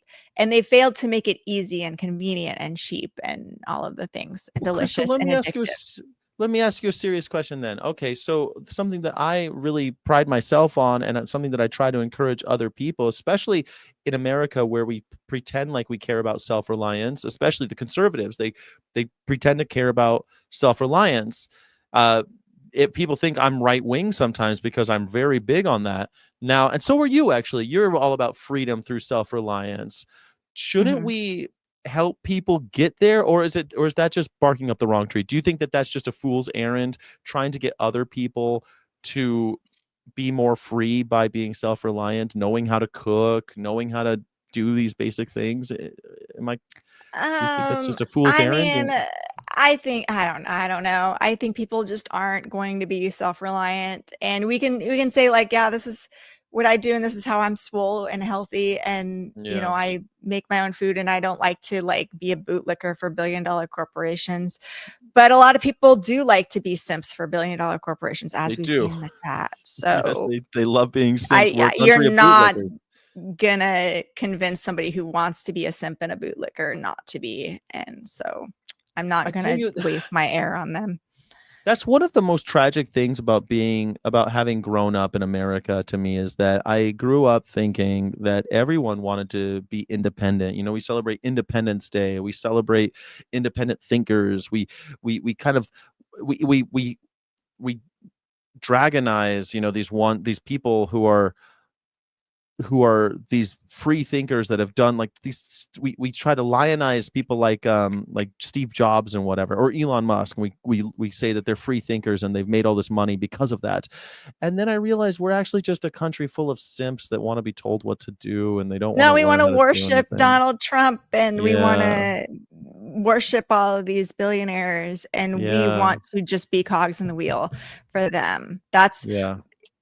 That's the problem with most people. Most people want to be like the soldier, who's going to go to war for the big Donald Trump. they do. Um, Yeah. most people don't want to be their own Donald Trump, I Yeah, and guess. I think it's because of what we're talking about, right? It is some of that propaganda. People like Joe Rogan want to be. I think that if you asked him, he thinks of himself as a free thinker and an independent thinker and a self-reliant man. And Yeah. yet, and I think that's how he identifies, right? But then when you point out that he's more susceptible than most when it comes to this propaganda and this way of thought, then it gets really kind of, it's just sad to me. And maybe we can get to him, people like that. And he's one of those people that people simp for. A lot of folks simp for Joe Rogan. And if he Mhm. started thinking for himself in more Everybody meaningful wants a ways, hero to simp for. they That's what do. you see in the chat. And everybody wants to like just whatever the billion-dollar corporations are feeding me, I want to eat that. I Whatever want to they just tell me. eat that. Whatever they tell me, I'm going to eat. And So and I do don't know. you grew up, you're almost the same age as me, and do you remember everyone talking about how evil MSG was, monosodium glutamate? Do you remember everyone in restaurants would have signs in the restaurant window that said I don't no added really. I think my MSG? mom was like, MSG gives me migraines. And I'm like, what the hell's MSG? I don't know. I Yeah. remember especially Asian food was just, oh, everyone was talking about how MSG is in Chinese food and all this. And now, do you know how much MSG is in Chick-fil-A? It's pounds. Like there's so Mhm. much MSG in Chick-fil-A. And it's funny because McDonald's was trying to get rid of all their MSG because people didn't like it. Now it's okay again, apparently. This is what I mean, that the mind effing that these billion-dollar corporations do to maintain this simp army. It's Yeah. it's it's We it's well just oiled want the machine. tasty food that the billion-dollar corporations give us, the animal protein, because I'm a, Yeah. minion. Yeah. Anyway, I just want to eat what the billionaires tell me to, because it tastes good, and I want to eat all the addictive food. Um, yeah. Yeah, it's and then they don't understand that they think that, oh well, no, I just like the way it tastes. Well, it's just all a coincidence that you're doing exactly what these corporations want you to. It's just all I'm supposed to believe. What a coinky dink that you're susceptible to this. And we're all guilty, right, to some degree, but God damn it. Wake up, America. All right. So that's Anyway, enough on that topic. I want to know including about the your. American Veterinary Medical Association. Yes, Let's have exactly. them wake up. Let's have And AVMA wake up. Tell me about AVMA and their so resolutions what about. is their resolution on sow housing? Real quick, we're going to just kind of read it. Here's the clean copy attachment too. I don't know if you can see this on my screen. The AVMA encourages the use of properly managed and improved housing systems that provide for enhanced sow welfare. There are welfare advantages and disadvantages with any type of sow housing. Any type of sow housing has advantages, according to this. And we have to What? realize that like around 60% of sows are kept in gestation crates, 2.5 foot by 7 foot gestation crates for 114 days of their pregnancy. But they're saying there are welfare advantages and disadvantages with any type of sow housing. Decisions about sow Welfare housing should advantages. weigh scientific evidence and incorporate veterinary professional judgment. Sow housing and management should provide every animal with access to appropriate food and water, promote good air quality, and allow proper sanitation. Protect sows from the detrimental effects associated with environmental extremes, particularly temperature extremes. Oh, Reduce exposures to hazards or conditions. Interesting, particularly temperature extremes. Like, does that imply like ventilation shutdown? Maybe shouldn't right. be a thing. So they could Reduce. we could put them in these boxes, these crates. I'm showing the crates on the screen right now. The Okay. gestation crate. And so here's a great picture of them lined up in these crates. So I guess the benefit is that it's AC. Is that the benefit? But they can't move ever. Reduce exposure to hazards or conditions that result in injuries, pain, distress, fear, or disease to sows and piglets. Facilitate evaluation and care of individual animals. Provide alternative housing for sows based on evaluation of each sow's individual needs. Provide sows with adequate quality and quantity of space that allows sows to assume normal postures. Allow sows and piglets to express highly motivated behaviors while avoiding or minimizing expression of abnormal, repetitive behaviors and aggression. Include appropriate and ongoing training for people handling and working with sows to ensure they are able to provide and promote good welfare within the management system being used. The AVMA also encourages ongoing research to improve social housing and to better meet sow and piglet welfare needs. That all sounds great, right? It sounds great to But me. they don't explicitly say gestation crates don't meet these. So what I'm concerned about is the fact that they don't say that. The housing system currently used by nearly 60% of the sows in this country does not meet these needs, could easily allow producers to say that they are confining their sows in ways that align with the AVMA's policy on sow housing, which we saw them do with ventilation shutdown, depopulation. We saw them say, we are euthanizing our animals in accordance with a Mhm. policy. So this is why we wrote this particular letter that says, I appreciate that the AVMA has updated its recommendations on sow housing. However, I am concerned that the current language is too vague and may lead to misinterpretation that confining pregnant sows in gestation crates satisfies AVMA policy. This ambiguity leaves room for producers to exploit the policy in ways that undermine animal welfare, public health, and our profession's reputation as caring advocates for animals. We've seen this before. In the context of depopulation, for example, producers invoked AVMA endorsed methods such as ventilation shutdown plus to justify the use of cruel practices under the guise of constrained circumstances. Rather than investing in less cruel alternatives, many companies leaned on AVMA approval to maintain consumer trust and their social license to operate. Yeah, that makes It is sense. especially troubling that the AVMA has also lent its support to legislation that would override voter-approved animal welfare protections. Most recently, the AVMA backed Section 12007 of the Food, Farm, and National Security Act of 2024, which seeks to nullify which seeks to nullify California's voter-approved Proposition 12, which would ban the sale of certain meat from pigs whose mothers were confined in pens deemed too small. In a letter to lawmakers, the AVMA wrote, informed by its members' unique scientific training and knowledge, the AVMA offers strong support for Section 12007 of the Farm, Food, and National Security Act of 2024, which protects veterinarians' freedom and flexibility to provide the best care for farm animals. This position undermines the will of voters, denies consumers the right to choose which products can be sold in their state, and enables industry practices that pose serious public health risks. The letter goes on to say, in addition, allowing one state to dictate animal raising requirements to other states in order to sell their products in a state not only interferes with interstate commerce, but carves a path for future governance of all states by individual states whose laws they may not agree with. However, the U.S. Supreme Court upheld California's Proposition 12 in the case of National Pork Producers Council versus Ross, decided on May 11th, 2023.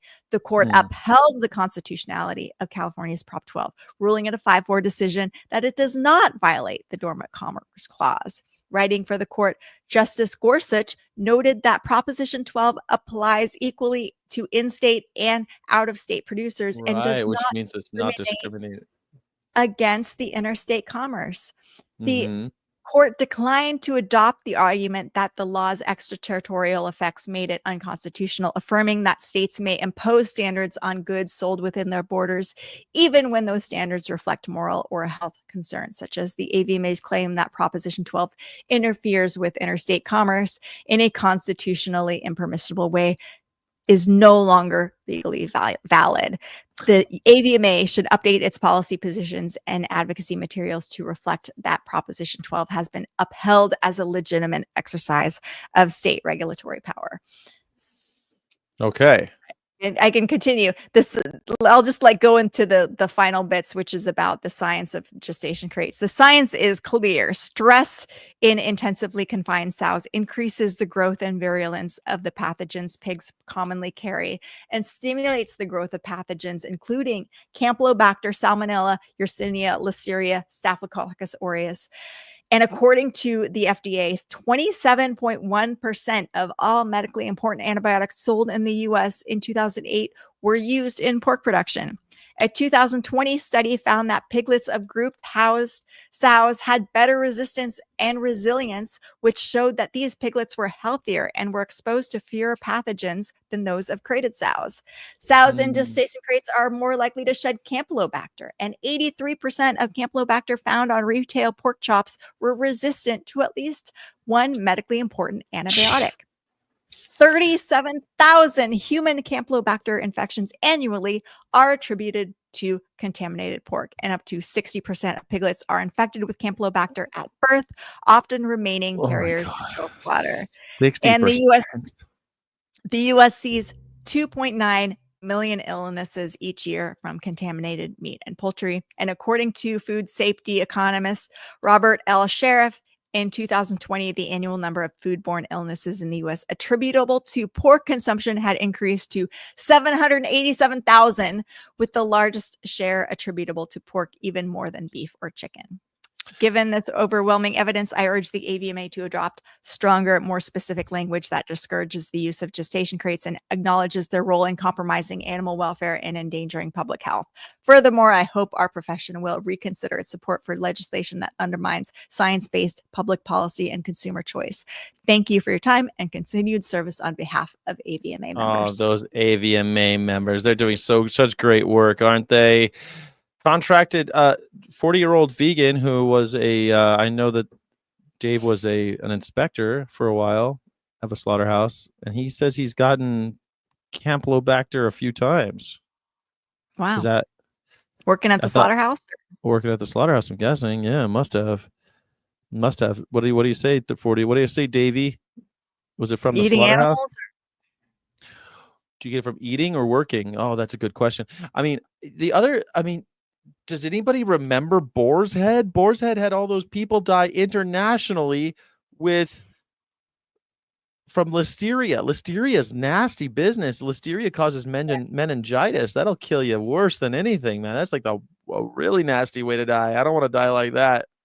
No, sir. And Boris had a lot of people, I remember in the comments about a certain message board about Boar's Head were like, Boar's Head's not even the worst of them. Like, yeah, Boar's Head's not yeah. even the worst. They're like one of the good ones, and they killed a lot of people. I don't want to die like that. I don't want to die from listeria. No way, no how. I don't want to do it. Thank you, Dementia Doula, for supporting the channel. Thank you so much. Appreciate you. I love, do we have to like answer this question every single time? It's not just meat eaters that kill animals. Vegans kill millions of animals and insects just to make a salad. I agree. And that's why I'm not against killing. I am against bad methods of protein production that cause waste and infectious disease outbreaks. I already argued, I'm not making an ethical argument here. I'm making an economic and business argument.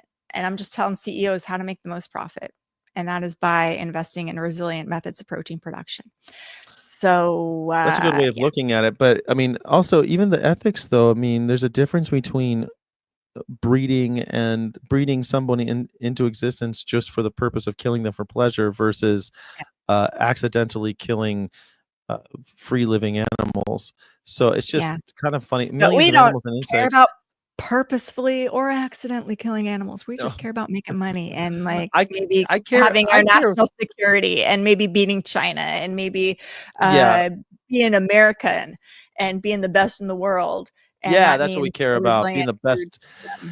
So I want a resilient food system, and I'm all on board with that. And I love the argument, but there is still something about like, if we believe in liberty and freedom, we should embody those values. But also, you and I have been to lots of farms. I've spent a lot of time on vegetable farms and soy farms and corn farms.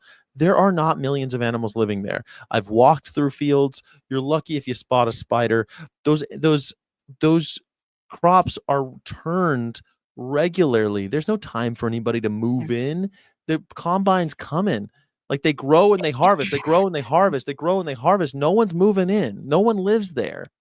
And to state the obvious, we're killing a lot of crops to feed animals, and we could most of it, mostly the amount of crop land we cultivate if we ate the crops directly instead of feeding them to animals. So I feel like a lot of people who are veg minded, let's call it, because I don't want to say the ultimate V word right now, but like people who care about animals and don't eat them, they tend to believe this thing about the crop death thing.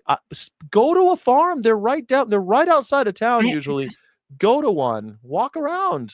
It's just wild that we keep having these like crop death arguments. I think that's what Joe Rogan did it to you. Maybe I don't know. Maybe they just detract us from like actually making good arguments because we're like still rehashing the crop death argument. I don't know.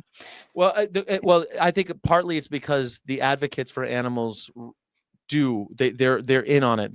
They say the same stuff. They say the crop death thing. It's our own fault. You know what I mean? And it's also because we frame it as a diet rather than a liberation movement. It's about animal liberation. It's about liberating ourselves from animals as well. We're held prisoners by these animals because we have to grow food for them. We have to kill them constantly. We got to bail them out, pump them full of hormones and vaccines. Like, we're not liberated either. We're both victims in the system. They're just got the worst end of it. Crystal, but what about, that's a sow crate one. Gestation crates are clearly evil, but there's another one that's, I think, more insidious that people don't even consider, something about cats that the AVMA has. Do you want to talk about that for a second? Yeah, the cat declawing. So here's the thing, like, your voice doesn't matter if you're not a veterinarian, but you can tell your veterinarian about Our Honor, to go to ourhonor.org, sign up for our newsletter, and we will send you these templates of what they should be sending to their AVMA delegate about this to hopefully change the system. So they have this cat declawing statement, which is, again, it sounds really good, but here's what they say. They say they will continue to advocate against legislation that attempts to ban certain veterinary procedures. And we have seen how declaw bans have been successful in mostly protecting veterinarians, but also protecting cats and public health. And that's literally the only thing that saves veterinarians from having to like go to the exam room and rehash this conversation, waste their precious time telling somebody why they shouldn't declaw when they could just say like, dude, it's banned. Nobody's doing that anymore. It's harmful for the cats. Like we don't declaw. Nobody around here declaws. You cannot leave this clinic and go find another veterinarian who will declaw for you because it's illegal here. So this is what we are sending into our delegates about this resolution. And it says, I'm writing as a vet. Oh, sorry. Well, I just want to ask you, because I think the point that you're making is so valid, and most people think of vets as small animal vets. And I think in America, there's 140,000 veterinarians all day, right? That's all we have. And a giant percentage of those are engaged in small animal veterinary practices, not actually in what we normally talk about, which is farmed animals or corporate owned animals. So I think that this is like, when I said insidious, I think it's really an impactful like this AVMA thing is going to affect countless animals and veterinarians, and it's extremely important that we try to. Someone just said they don't think that vets are pro animal. I think vets are pro animal. I mean, lots of vets that care about animals are thinking about how we relate to animals as far as like our diets and all that, but they're susceptible just like anybody else. They're humans as well. They're susceptible to the propaganda and AVMA, which is the leader of their ethics boards and everything. So that's why we're talking about this. So unfortunately, the leader of the AVMAs are a bunch of simps. So a bunch of corporate simps. It's a exactly. big problem of like the problem of bootlicking and simps in this country. And that's who controls most of these organizations that work at the behest of billion-dollar corporations. Is they're all bootlickers and simps for the billion-dollar corporations. They don't want to stand up. You know, 40-year-old vegan said that yes, he got it at the slaughterhouse, and many workers do, if not E. coli, salmonella, Campylobacter, and many died at the Maple Leaf where he worked in 2008 of listeria. Listeria is a killer. Ooh, it's a bad way to die too. It's really bad. The lining of your spinal column starts to expand, and it's really bad. Anyway, sorry. Let's talk about cats. And it says, my letter says to the delegates, I'm writing as a veterinarian and AVMA member to express my disappointment in the AVMA Animal Welfare Committee's recent statement indicating that the AVMA will continue to advocate against legislation that attempts to ban certain veterinary procedures. This stance is out of step with the ethical evolution of our profession and the best available evidence regarding feline onchiectomy declawing. An American Association of Feline Practitioners survey found that the majority of the 1,200 veterinarians surveyed support legislative bans on declawing, as decades of experience and peer-reviewed data shows that local and state bans on declawing protect cats, veterinarians, and the public without causing the negative consequences often cited in opposition. A common concern is that declaw bans might lead to more cats being surrendered to shelters. However, real-world outcomes do not support this fear. In Los Angeles, where declawing was banned in 2009, cat relinquishments to city shelters decreased by 43%. In the 5 years following the ban, additionally, a 2022 study found that after declaw ban was passed in British Columbia, there was no change in the number of cats relinquished to the animal shelter system. A 2017 study showed declaw cats were more than 4 times more likely to bite, 3 times more likely to be aggressive, nearly 3 times more likely to have back pain, 3 times more likely to excessively self-groom, and 7 times more likely to avoid the litter box. Changes in litter box habits are one of the most commonly reported reasons for surrendering cats to shelters. Let me stop you. Hold on. So they yank their knuckles off, which is like just cutting this part off of there, and then they don't want to dig around in the litter box anymore because it hurts their feet and they're not happy. So they start peeing on the furniture, and then they still end up at a shelter, is what you're saying, or on the road. Okay. Yep. So that's a great argument right there, because so many people think that they're declawing them. If you declaw them, you'll have fewer surrenders, but the evidence shows the opposite. No. And I think that's, important. Yeah. And sadly, shelter cats with a bite history are more than 4 times, I should edit this, are more than 4 times are 4 times more likely to be returned. More than 4 times more likely to be returned. I guess that fine. is what it is. Yeah. If were adopted, their biting can result in serious injury and lawsuits. Banning declawing also frees veterinarians from the moral distress of performing an unnecessary and harmful surgery, often under pressure from clients or employers. The absence of a prohibition unfairly burdens practitioners with the additional sensitive task of trying to convince clients not to mutilate their cats, rather than spending time educating clients against it. Practitioners in jurisdictions with bans can simply say it's illegal, thereby reinforcing public trust and allowing veterinary care to focus on preventative and compassionate medicine. Many cities and states and countries have implemented successful bans on elective declawing, and I list them all. Veterinary leadership in these regions has not reported the feared wave of relinquishment nor any negative impacts on the profession. In fact, such bans have often been welcomed by practitioners who view declawing as inconsistent with animal welfare standards. The AVMA's current position, preserving procedural autonomy at the expense of ethical clarity, is deeply concerning. I urge you, as my delegate, to advocate for a policy shift, one that supports legislative bans on elective feline declawing and aligns the AVMA with the scientific evidence, ethical responsibility, and evolving standards of care that our profession must uphold. Thank you for your time and service. Do you think that the American Veterinary Medical Association is ever going to take a stand against declawing animals on dendectomies? They have taken a stance against declawing, but they won't go so far as to support declaw bans. And I think the time has come to change that. Like the evidence is overwhelming. And I think that there will be a shift. But we will see. I do have hope, which is why I do this. If I didn't have hope, I don't know. I do think they're simps and bootlickers as long as they don't. As long as no one holds them accountable, right? People, I mean, these associations are, at the end of the day, I mean, they are beholden to their members to some degree, aren't they?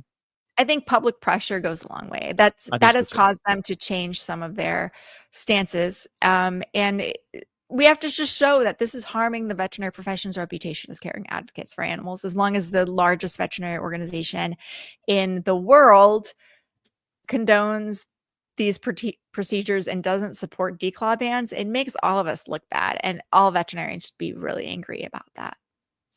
So yeah, I mean, I'm angry about it when I found out when I was a kid what cats go through, and they get their knuckles. I thought, it's like a lot of people do, that they just pull their nails out or something and they stop growing, but they're chopping off the first knuckle, and they're chopping off. They're mutilating these animals, and it's painful and it's traumatic, and they end up manifesting all these different problematic behaviors that the quote unquote owners dislike, and they still end up in the friggin' in the sanctuary, or the sanctuary, in the what do you call them, shelters.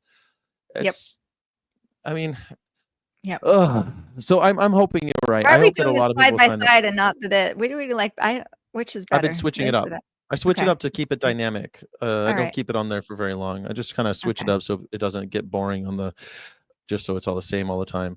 All right. Well, so now you could go to ourhonor.org if you are a veterinarian, and you can actually use these templates that Crystal has made and write your own emails. Go to avma.org, log in, find out who your delegate is, and send them an email with this template so that you can also voice your concern about sow housing and or cat declaw procedures. Yep.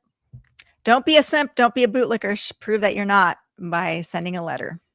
And it's a democratic process. I mean, they call it the House of Delegates for a reason, right? The AVMA is set up to be a representative democracy. So in order for that to work, you have to participate. So if you're a veterinarian, stand up, and you care about your profession, stand up and participate, for crying out loud.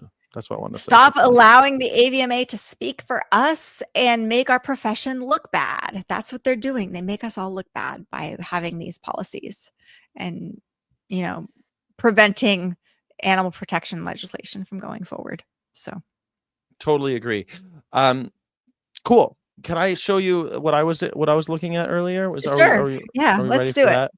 Okay, so I was watching this thing. I'm gonna skip over the Pete Hegseth thing, but Pete Hegseth was talking about how that farmland is actually a national security issue. And so Pete Hegseth, the Secretary of Defense, he wants to know which foreign adversaries own land near bases. I'm going to take this off. I watch everything on 2-speed. I'll take it down a notch so it's at 1.5. On us here in the United States to provide that security. So no longer can foreign adversaries assume we're not watching and we're not paying attention and we're not doing something about it because we are. So Brooke, thank you very much. Appreciate it. Okay, so this is everyone who's watching, you know this, Crystal. Don't think that I'm talking down to you at all, but a lot of people don't know. This is Brooke Rollins. She's the Secretary of Ag. She's the AgSec, Secretary of Agriculture. We welcome to the podium to speak of the agri-terrorism threats, our incredible Attorney General, Pam Bondi. All right. Thank you all. And we know Texas is your home state, Secretary Rollins. Our hearts go out to all those in Texas and the families, as well as in North Carolina, who are also experiencing those horrible floods. We're so happy to be here today to protect our farmers, our ranchers, and our ag community. Under President Trump, we are proudly putting our farmers first again. Thank you to our Congress, our governors, all of the great people who have gathered here today. My job is to make America safe again, which includes protecting our farmers who feed our families. Okay, so she doesn't really, Pam Bondi doesn't really get down to it. She's the Department of Justice. She basically says that we're deporting a bunch of people. You know, we're not gonna have them. And Rollins also says that we're going to. She kind of doubles down on this idea that we're going to use immigrant labor, in the form of what I think is affectionately referred to as slave labor. She's going to do that for these farmers. And Pam Bondi kind of backs her up, but I wanted to get to, it's a long video, so I'm going to skip a lot. Okay, so. Okay. Well, good morning, and I am so blessed and pleased to be here with Brooke, who is a dear friend of mine, and our hearts and prayers still continue to go out with Texas, and I'll be back down there. They all do that too. Hearts and prayers, thoughts and prayers, Texas. In a few days to spend more time with them and to help them continue to heal and with recovery efforts. The one thing I wanted to share with all of you today is that long before I had the honor of serving as President Trump's Homeland Security Secretary, I was a farmer. I was a rancher. In fact, I've worked on food policy for over 30 years. And I recognize that food policy is national security policy. A country who cannot feed itself, cannot take care of itself, and cannot provide. That's what I say. Yeah. And that we have to be able to feed ourselves to make sure that no other country. Did you know that she was a And farmer? I watched for decades as evil. Yeah, I know she shot her dog because the dog ate her goat. The dog or wouldn't like hunt, right? The dog wouldn't hunt and wouldn't, and then the dog ate a chicken or bit a chicken. Oh yeah. And so she shot the Well, dog. Cricket. Clearly the dog did hunt, but not in a yes, way that's that what she I thought wanted. too. Like if you wanted the dog to be a killer, then why'd you kill the dog when the dog killed Cricket killed the. But she says that evil foreign governments have stolen our intellectual property. And in reference to animals, what do you think that means in reference to agriculture when you say stole our intellectual property? China literally bought Smithfield in order to get all of their information on how they produce pigs. Yeah. So is that what she's talking about? She is, but she's also talking. Oh man, it gets thick. I really love this video. And they all take turns. They've got a bunch of governors here from all the big ag states too. So Huckabee Sanders is there. The Nebraska dude is there. He's new. I forget his name, but the governor of Nebraska is there. Manipulated their currency. They've treated us unfairly in trade deals. They've come in and purchased up our processing companies, stolen our genetics. In fact, I've worked in this building off and on commissions and projects and laws and different statutes. I can't believe. Sure that China did not. Is she anti-JBS here? She's talking about Smithfield, but JBS gets a little bit of short shrift on this as well. But she's talking about Smithfield.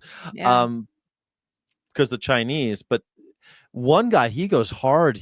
I can't. Recognizing that the United States of America would be in jeopardy if that ever were to happen. I've watched them come in and establish a presence in stealing our chemicals, in providing our fertilizer for us. And so 2 years ago, when I served as governor of South Dakota, we passed a law in our state that said China and 6 other foreign evil governments would never own our farmland. And I'm very proud to say that in South Dakota, China does not own any of our land, nor will they ever own any of our land. So they say this a lot. A lot of these guys say this While stuff. I served in Congress, I worked hard to put in programs. I'm gonna skip her, but a lot of them say that that they have passed laws in their state that say that foreign governments can't own land. But I find that very interesting while watching this, because we all know that JBS and Smithfield together control a giant portion of the animals, and also the public companies, they're all owned by oligarchs and everything. So I don't really believe it. You don't need to, as China, own the land to make this work. So I feel like that's a red herring, like a bit of a distraction. But Mhm. because who cares who owns the land if the people who own all the means to grow the pigs are the Chinese? Like, what difference does it make who owns the land that the companies are sitting on? Does that matter if they own all the crops and own all the pigs? If they own the land, I think there's a concern that, especially if it's land near military bases, they could put in surveillance equipment and stuff Yeah, that's like what that. Pete Hegseth was saying. Yeah, they were saying that and they found a bunch of Chinese spies on farms and stuff, and they'll talk a little bit about that too. Oh, But okay, good. this is the first time in my life I've heard people really get, because I mean, I've been paying attention to this a long time, and for them to come out like this to me is pretty wild, especially since, like everything, Donald Trump has also allowed JBS now to be publicly traded in the New York Stock Exchange, which is contradictory to what these people are talking about. It's the opposite. So it's like, what's the truth here? And I feel like somewhere in between's got to be the answer. Help manage risk for farmers. I I mean- tell people all the time, farmers are the biggest gamblers that I know. They go to a Oh, bank this is oftentimes funny. and they have to You borrow like money this. to buy land. Then they go back to the bank and they need machinery to work that land. And so they borrow some more money to do that. Then they have to go back and get an operating note to purchase seed and fertilizer or chemical potentially. And they put it in the dirt and they hope that months later it'll rain, the sun will shine, and that there'll be something there that they can pick up, that they can sell. And then that the markets that are beyond their control, that there will be a price there that will help them cash flow so they can go back and do it all over again the next year. They do Dave that, Ramsey would they can feed this not country. like Yeah. farming. I can tell you that. No. And as a daughter But of do a you farmer believe and a it? rancher, I always felt like, Like, do you believe it? Like, oh yeah, it's the farmer. The farmers are just little guys like you and me who are, they're struggling out I there. They're know. just gamblers. It's well, propaganda. contractors are some like contractors the are, yeah. people who are, again, have to be bootlickers for giant corporations like Tyson and all of You're- JBS and all of those. Yeah, They're at their mercy, but I guess they take out um, loans for the loans for the loans. But this yeah, whole thing no, about it's not and then they put- godly to take out loans. Like, this is against God's And then they- law, it's according to against Dave God's law. Ramsey. You're right. You're absolutely right. And then they just put seeds in the ground and hope for the best. They just pray, and that the good Lord gives them Yeah. sunshine and rain. Good this Lord's is- not going to like the fact that they went into debt, so good Lord's probably going to curse them for that. There's also something interesting about this press conference, that's something I never have ever noticed at a press conference before, but from the government, the solemnity is completely gone of the government. The women all give each other big hugs every time they go up to the podium, and then the men give stern handshakes to Brooke. It's a very interesting, like, just body language wise. Watch, she'll give her Yeah, I was Interesting. reminded Pat on the when Christy shoulder. was governor, no, But wait, and we were at America First Policy. Christy, you and I did an event together on this very issue when she 2 goes years back, ago, she'll and hug she, her. along with some of the other governors, really stepped up. So thank you, Secretary Noem. Next, a longtime friend, a partner from the first Trump administration, and someone who's been leading on this for years and years. Please help me welcome White House Counselor Peter Navarro. Oh, this guy, I like this, Peter Navarro. See, they give big hug, to be out give big here. hug. It's Christy's difficult, out. I think, for a lot of Americans to wrap their head around what we're talking about today. We're such a good and kind nation. This guy, he like is saying the quiet part out loud. This was, I think, my favorite part Oh, was this okay. dude. And, Yeah. Alright. that has done so much for the rest of the world over so many decades, We're so including fighting kind. 2 world wars on behalf of the rest of the world. You're welcome. You're welcome, rest of the world. 2 world wars. You're welcome. But this is so serious an issue. The Art of War, a book, Sun Tzu, centuries old, What? says that the acme of warfare is to win without firing a shot.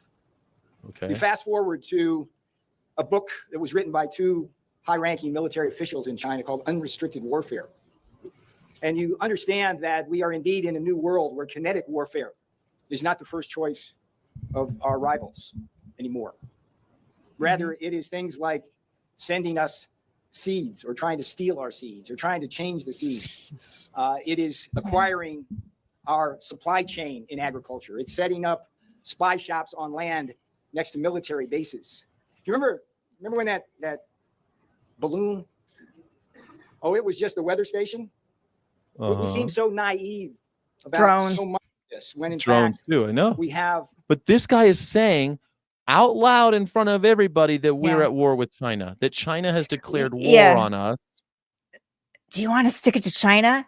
Animal-free food production. That's is exactly way right. I swear to God, that's what I was saying. It's so weird that they did this after my show. So I did my morning show, and I went on I do my rants, I do my diatribes, and I was saying, if you want to stick it to China and you want to stick it to the CCP, then man, stop eating their animals. It's quite easy. You could stop right now. You could solve all the world's problems. We're at war with China. This guy straight up says it out loud right afterwards. I can't believe this guy just said that. They're stealing our seeds and they're putting balloons up, and it's all because we're selling them our farms. Nations and bad actors trying to do bad things using our supply chains now as weapons. The world changed yet again on April 2nd when the Chinese embargoed critical minerals. Oh, yeah. Not just on us, but for the rest of the world. The Russians now embargo things like neon and helium and uranium as a tool. So we must be clear-eyed about the threats. And I just have to congratulate Secretary Rollins for taking leadership on an issue which has been troublesome for years. And we have governors here, like Kristi Noem in South Dakota, just leadership on that. She was doing that before anybody was paying attention. We're going to hear from Governor Huckabee. Arkansas has led the way on this issue at the state level, even as the federal government has been silent about it up to this point. Let's fast forward a little The bit. last thing is big things Here we like go, here we go. Smithfield Foods. I don't know if you know this, Smithfield. but this one really troubled me when it happened. But the Chinese bought Smithfield Foods and basically control about 1/8 of the world's pork supply now. 25% of ours. World.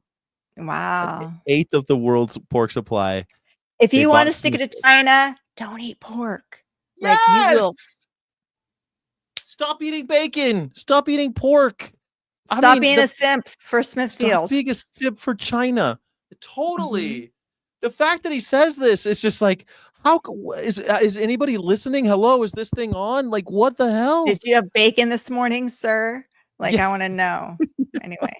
I want to Okay. say this guy probably didn't, because you saw him put. I hated this when this shit happened with Smithfield. The fact that he said it that way made me really. Yeah, it's full of worms. It's full of Campo. Oh, you guys are a bunch of sensationalizing alarmists. It's not full of worms. No, It's only full of well, listeria. 60%. Can we like use actual scientific data? 60% is contaminated with Campylobacter. Let's leave it at 60% that. is You don't need to make up- Campylobacter. That's not a worm, though, is it? It's a bacteria. No, it's not. Mm. Yeah. But listeria, I mean, last year, what a bunch of is- people died of listeria.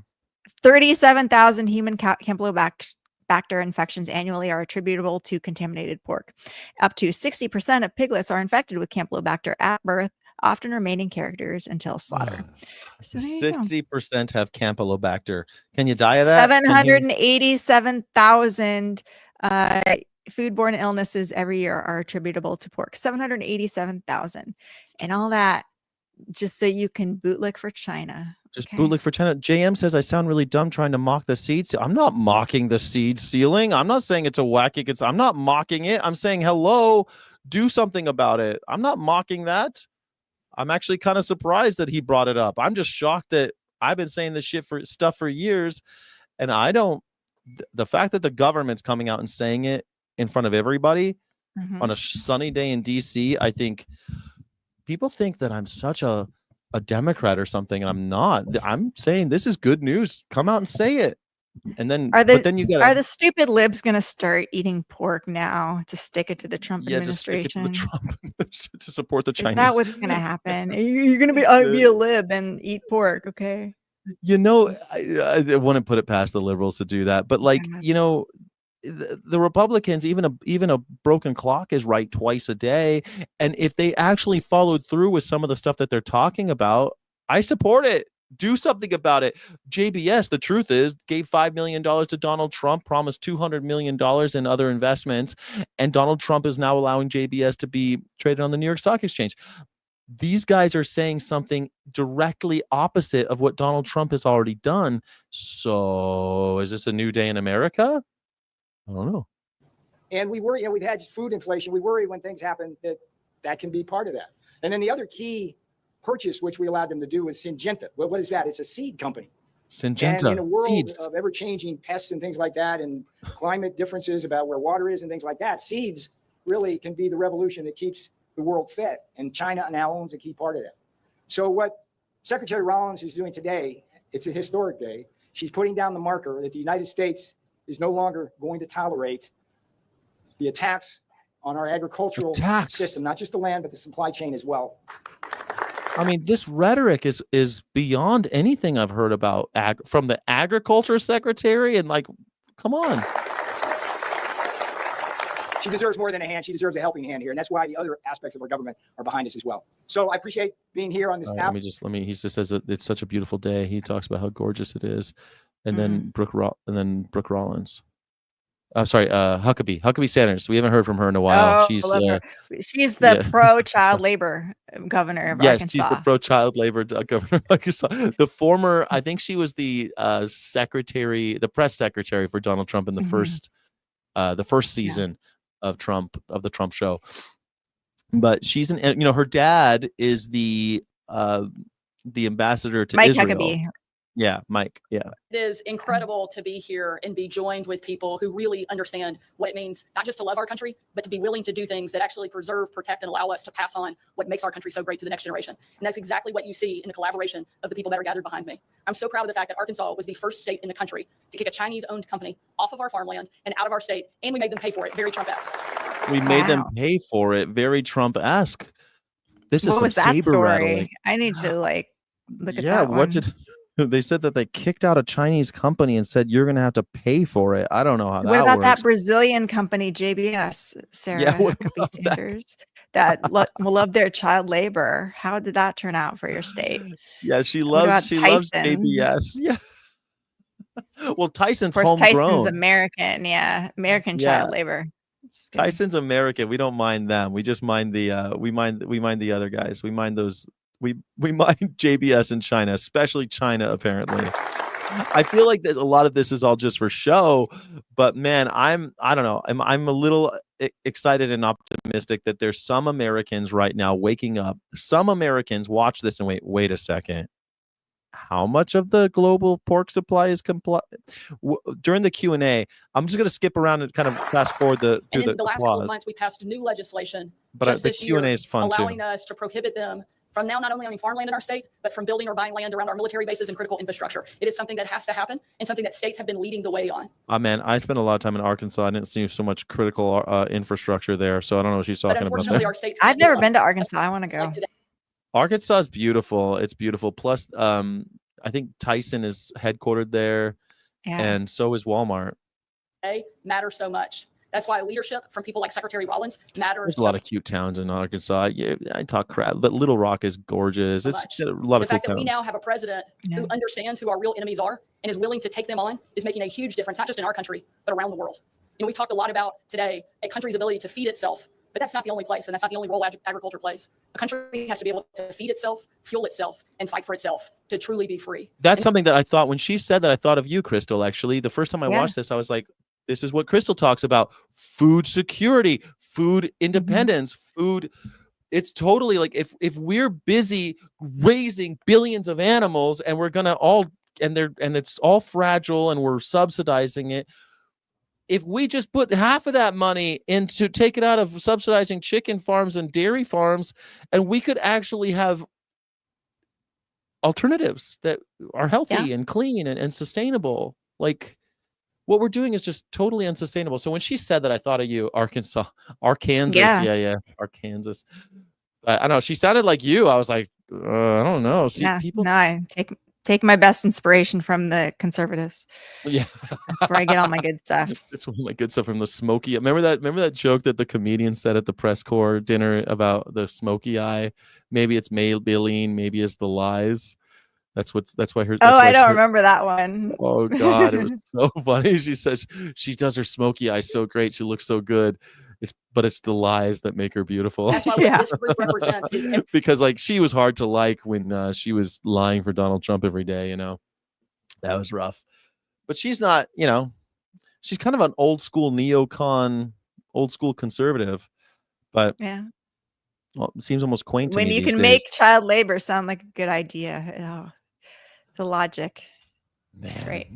Well, in her defense, and I'm loath to defend her, she wanted to extend the loopholes for other agricultural operations that already existed for child labor to slaughterhouses, right? That was her big thing. She wanted to make it more legal. It was already legal to hire children in Mhm. Arkansas for agriculture, but she wanted to give children more opportunities to work. Yeah. These little kids got to It's work really in good. slaughterhouses, don't they? Again, we are totally fine with slavery exploitation. And so it's stupid to try to rebel against that. It's stupid to try to rebel against it. Maybe it is, but I'm a Mhm. stupid man. I tilt at windmills, I suppose. But I love that conservative mindset, right? The independent organizations found out that Arkansas, along with 13 other states, were hiring children working at slaughterhouses. They were breaking the law. And most of those states said, okay, we're going to change the law so we're not breaking the law anymore. Who cares that they're children? They were employing children. Well, we're not going to break the law anymore. Really? Yeah, we changed the laws. Now it's legal to hire children at slaughterhouses. That's poetic. That's the American Every way. component of that, and we now have a president who understands it Okay, and is willing to she do praised everything the within president his for a power second, and to then make sure. okay. Thank you, Governor Sanders. Also at the front of the battle, Governor Bill I, Lee. it's hard to because you got to skip over the Kim Jong-un stuff, where they're like, and this president's the best president who ever lived, our dear leader. You got to skip over that of stuff. Tennessee. Please help me Okay. welcome him. All right, Tennessee, here we go. Thank you, Secretary Rollins. Let me just add my words of gratitude to President Trump and to his See Kim administration. Jong-un stuff right now. It's an honor to stand here with these great leaders. I have served as the governor originally in President Trump's first term, and then through the Biden administration, and now again in the Trump administration. During the years when President Trump was not Tennessee must not have term limits, huh? in office, and governors like myself and Governor Sanders and Governor Pillen were working individually to secure our farmland. So in Tennessee, we have passed laws that prohibit ownership, that require divestment if found, that impose strict penalties for those foreign adversaries who take our property. We have also passed the Farmland Conservation Act in order to make it easier for the next generation of farmers to live and operate in our state. But that work was really hard in the previous Biden administration because we didn't have a partner who understood the threats and the challenges that we understand in Tennessee. So I'm so grateful for President Trump's leadership here, especially for Secretary Rollins' leadership, who she and I connected early on. My family is a multi-generational farming family as well. And I understand that when my grandfather was farming in Tennessee, the issues that we're talking about today didn't exist. But for my grandchildren who live on our family farm in Tennessee today, we understand that our farmland is not just dirt. It is our national security. It is our economic future. It is our children's heritage. And it is under threat. And the leaders here recognize that. We've taken steps at the state level. But it's not under threat for the reasons that is it really okay, so I joke around and I do think that we shouldn't have China controlling a bunch of stuff in our country. I do believe that. I mean, I think that it's not a good idea. But is that really the threat? Is that what's gonna kill us all, or is it the fact that we are creating these mutant factories and we're creating places where diseases, you know what I mean? Doesn't it seem weird? It's like I'm with you, Governor, but I think you're kind of fighting the wrong battle, sort of. Even though I agree, we should be fighting not having China in charge of our food system. That's probably a bad idea. Yeah. But I don't know. is our national security only reliant on that challenge? It seems like they want to pin it all on China. Yeah, I'm not following. I'd like to ask him further what exactly he means by that, but whatever. Someone says, okay, you guys talk about child labor. What are you referring to? I was working at the age of 11, saving for school clothes and items. There sure isn't an issue with children working. I was 13 when I was working. I don't think 13-year-olds should be doing backbreaking labor at in a slaughterhouse. Yeah. So here we were having children working overnights at a slaughterhouse, getting injured, being mangled, breaking the law, and then showing up to school the next day, bleary-eyed, often not showing up to work because they were too tired. To school, sorry. So yeah, it's concerning. That's concerning. I think kids should be focusing on going to school. They shouldn't be working overnights in a slaughterhouse. But if you disagree, I mean, I guess that's a question of like, what kind of country do we want to be? Do we want to be a country that's reliant on exploiting poor people and their children, or do we want to be a country that is doing something else, trying to live to our higher ideals? I'd like to do the latter more than the former. JM says the dismissive and smug attitude regarding spy concerns is insulting. I'm an electrical engineer for a major OCPD manufacturer, and my wife works in pharmaceuticals as an R&D chemist. Both, I wonder what Why does he keep on saying this, JM? I'm I dismissive don't and know. I don't smug. understand. Man, you seem like a real Both of our snowflake. careers rely on intellectual property being respected. Oh no, I think that that's a concern. I Yeah, agree. didn't we And both agree on that? Why he yeah, seems so so sorry. sensitive. Don't be so sensitive. It's gonna be all right. We're just two people thinking about the future of our food system. I'm not being dismissive of the Also, why don't you talk about child labor in China, etc.? I want our country to know what work is. Interesting. Yeah, I mean, I think this is where I think, nobody cares about child labor. Like, we all want children to work harder. we So all want I don't know. children to work in We all slaughterhouses want children overnight to work and with know heavy hard machinery. work. Yeah. So, Totally. and I think of parents, anybody who has a kid wants their kid to like do work for like from what I've talked to people who decided to have children and who've tried to convince me to have children is Mhm. because they want their kids to take care of them in their old age. That's literally Oh, is that why what they people want? have children, Damn, so I better that have a like kid. when you're older, you have, in theory, somebody to worship you and take care of you and make money for you in your old age. Oh, And they people get to are make money worried for that me the while reason I'm that old. I'm not having kids, I won't have that. Where I'm like, well, I have money and I can literally pay somebody instead of depending on somebody's love for me, which may or may not be there when I'm elderly, and guilting them into taking care of me. I think just paying somebody a fair wage to take care of me is better than producing offspring via my loins, ruining my body in order to do that. Well, now But they got all that's sorts of just different ways you can have scions spring from your loins, but without ruining your body. But I mean, I guess you're right. I think to each his own. We should be able to take care of each other. Why can't we people all in the take care chat. of each Why other? do you have kids? What's your main Why reason do you for have kids in having the chat? children? Yeah, what's your excuse for having kids? Essentially, liberals want something just above slavery, says Janine. I'm not a liberal. I am for total liberation. I'm not going to label Crystal for her, but I don't think she's a liberal either. But I'm not. So thank you for playing, though. All right, I everyone don't needs like care when labels. they're elderly. You don't like labels. You just don't do labels. Not everyone Okay. needs to care when they're elderly. Yeah, I might off myself. I might be like, I don't like this. I'm gonna be done now. I mean, sometimes, my mom died pretty young and it was tragic and I'm still grieving in some ways, Mhm. it hasn't been that long, but I guess that's something that you grieve for the rest of your life. I'm not really sure, but I am sometimes it's almost a guilty thing. I'm a little guilty for feeling this way sometimes, that I feel somewhat fortunate that my mom just died one day during the pandemic and it wasn't Like a this. long drawn out thing. That's yeah. In some Like ways, years in a nursing home. yeah. Yeah. Although I have friends who who have taken their parents to hospice and stuff, and they seem to have been able to come to terms with it, and to the point where they're awaiting the death.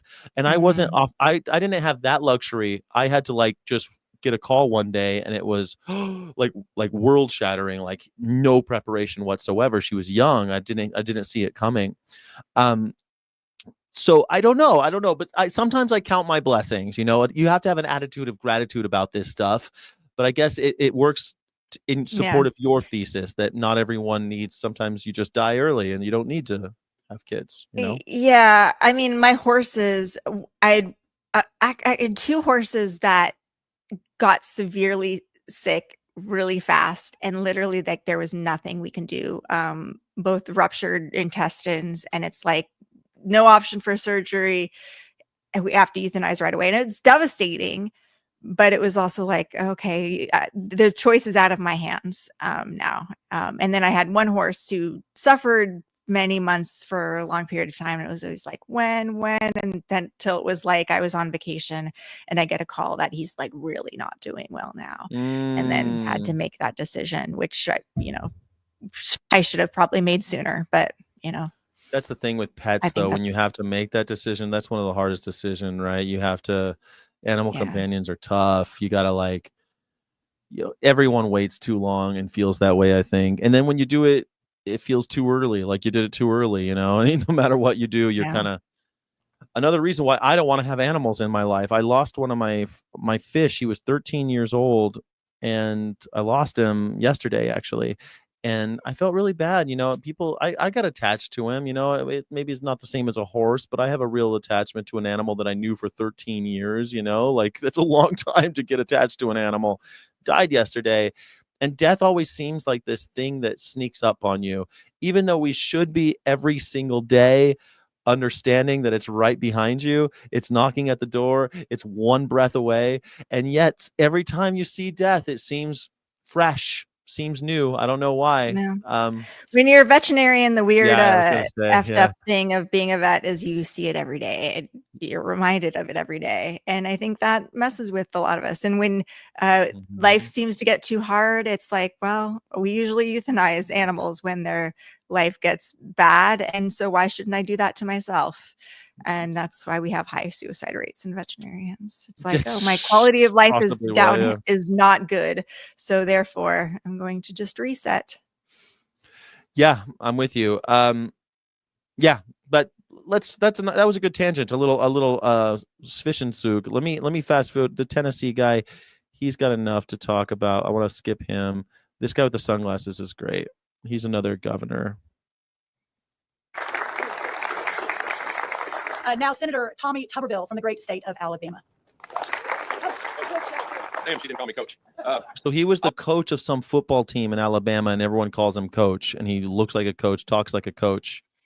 Always looked for a day like this when I was coaching. Such a white I'd work the thing. hell out of them, then we'd line up down in the parking lot and just run for about an hour, Oh, a beautiful day like this, I was making you run for about an hour so I was coach. You know what I mean? Oh, hold on, I lost my sound here. Hold on. Oh no, you can't hear my impersonations of a Alabama coach. Bama. Oh, yeah, I need to switch my sound output here. My AirPods. That's okay. All right, let me know. Give me a thumbs up when you got that. Are you ready? Can you hear me? I can hear you, but through my computer, and I'm going to switch it to this. Okay. Can I hear you now? Okay, there we go. I don't know. I hope you can, because I've got a lot to say. I can hear you. All right. Yeah. Yeah. All right. People talking about politics in the chat. That's perfect, because we are looking at politicians talk about animal-free agriculture. Just joking. They're talking about our fragile food system and why it's susceptible to the Chinese. And if you are still buying dead animals to eat, you're supporting the Chinese Communist Party. Just think about it right now, though. Our farmers every day go out in this every morning to scratch the ground to try to make a living and try to feed all of us in this country. And they're very important. I'm on the Ag Committee, Armed Services Committee. I've seen it all. I'm not a politician. Oh, he's such a man. Ag Committee and Armed Services. Oh, with your sunglasses. They go outside. They scratch the earth, and that's how they make things grow and feed America. They just scratch away. That's what they do. Okay. Alabama, roll tide. Yeah, it's a little hard this idea that like, he's a character of himself. We all get yes, but it sells, right? This is how he gets elected.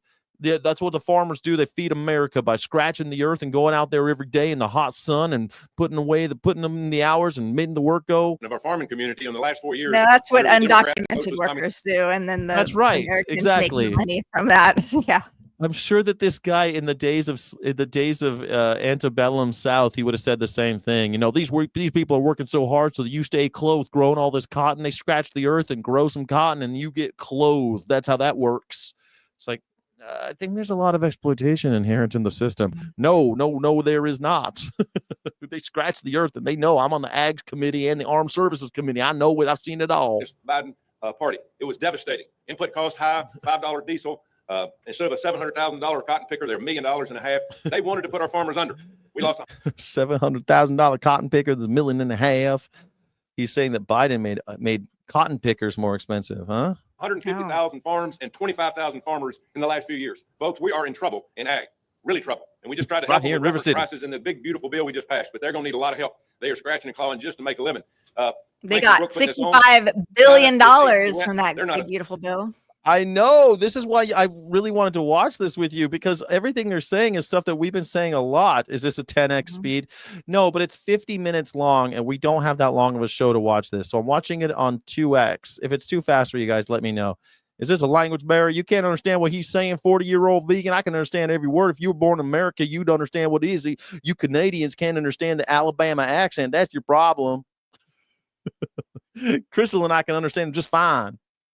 Right, Crystal? You can understand just fine? Oh, yeah, totally. threat. They are dominating us in almost everything that they do because we've set back and the politicians have been counting their money instead of doing what's right and helping this country stay in the front. It's only 1.5 speed right got now. to be number one. We can't be number two. We got to fight back. They are coming into our country and buying our farmland. In my state of Alabama alone, they own 2.2 million acres of farmland. 2.2 million acres of Alabama, Crystal. How That's many? How much acreage and farmland acreage is there in Alabama? I don't know. Let me ask.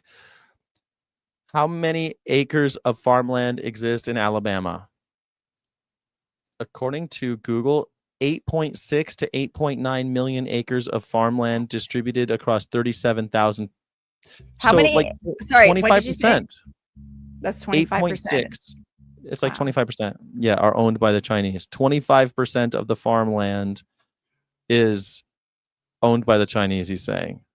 Or foreign adversaries. That's pretty big, 25% of Alabama farmland. They're out there scratching the earth, feeding America. That's what they're doing. Aren't they doing the same thing? Are they not scratching the earth and feeding America? They're scratching and struggling. They're in trouble. Yeah. Biden raised the price of their cotton picking machines. Well, the ICE raids are taken off the people who are actually doing the scratching. That's true. ICE raids ain't that good for these boys either, is it? No. Now you got to get down there. And I know my X's and O's, but I know football players. I'll let you know. That's right. In Alabama, foreign adversaries. It's embarrassing of what we've done. Now, don't blame the farmers. Don't blame the farmers. Have to make a living. And if they can't make a living, they have to sell their farmland. The Biden administration forced our farmers to sell their farmland by all the things they did to them. It's a disgrace. Rook is going to bring. It's Biden's fault that the farmers sold their farms to. How the hell did all these foreign adversaries get up to 2.2 million acres? They just did it in the last 4 years? I don't think that's true. My BS meter goes up. Bring that back. President Trump's going to bring that back. The one thing I'm trying to do is I'm trying to pass the Farm Act, Foreign Adversaries Act. What is that? We have a group in this country called CFIUS. CFIUS is a group of cabinet members that determine who buys what if it's a foreign sale. I mean, they all get together and they look at it, whether it's a steel company, whether it's farmland, whether it's some kind of business. That's what CFIUS does. And it's made up of high-ranking cabinet members in the White House. Like, I just hear syphilis. That's all. Syphilis. That's what syphilis does when they make sure that the Chinese aren't buying our goddamn ding they do. But this is something that I've been looking into, right? Why did we sell? And it wasn't just the Biden administration. It was both parties. They've allowed foreign adversaries to buy our food system. It's unbelievable. I'm a leftist clown. Yes, I'm a leftist clown because I'm holding both parties accountable. Yes, questioning authority makes you a leftist clown. Who is not on there? The Secretary of Agriculture. What the hell are we doing? I mean, how far behind are we? We have to get the Secretary of Agriculture on CFIUS to protect our farmland. We got to get Brooke Rollins to get some syphilis. If we don't do it, we're going to continue to lose at the end of the day. So thanks for being here. In a few minutes, we'll line up down in this end zone, and we're going to start running this way until I get tired of watching. Such a man. Like that? A football. You had to do a football thing. You had to. Yeah, you had to. God, you just got a shtick, and people love it, and you just gotta. Yeah, listen to the applause break he gets. God, he killed. He killed. Yeah. Look at she's. Coach, thank you so much. That's our future president, probably. Yeah, we're all gonna call him Coach. Oh, Coach, you're such a President character. Coach. Yeah. 49. From Alabama. Roll Tide. All right. Crimson Tide, roll. All right, let me skip over the Kim Jong-un part. Here we go. Well, good morning, everybody. America's abundant food supply is not guaranteed. It's a strategic asset we must fiercely protect.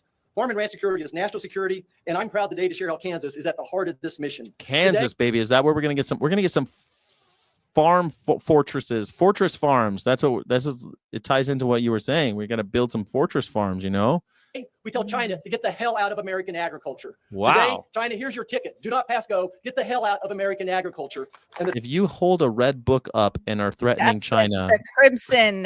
Do you know about the crimson? What was our friend talking about?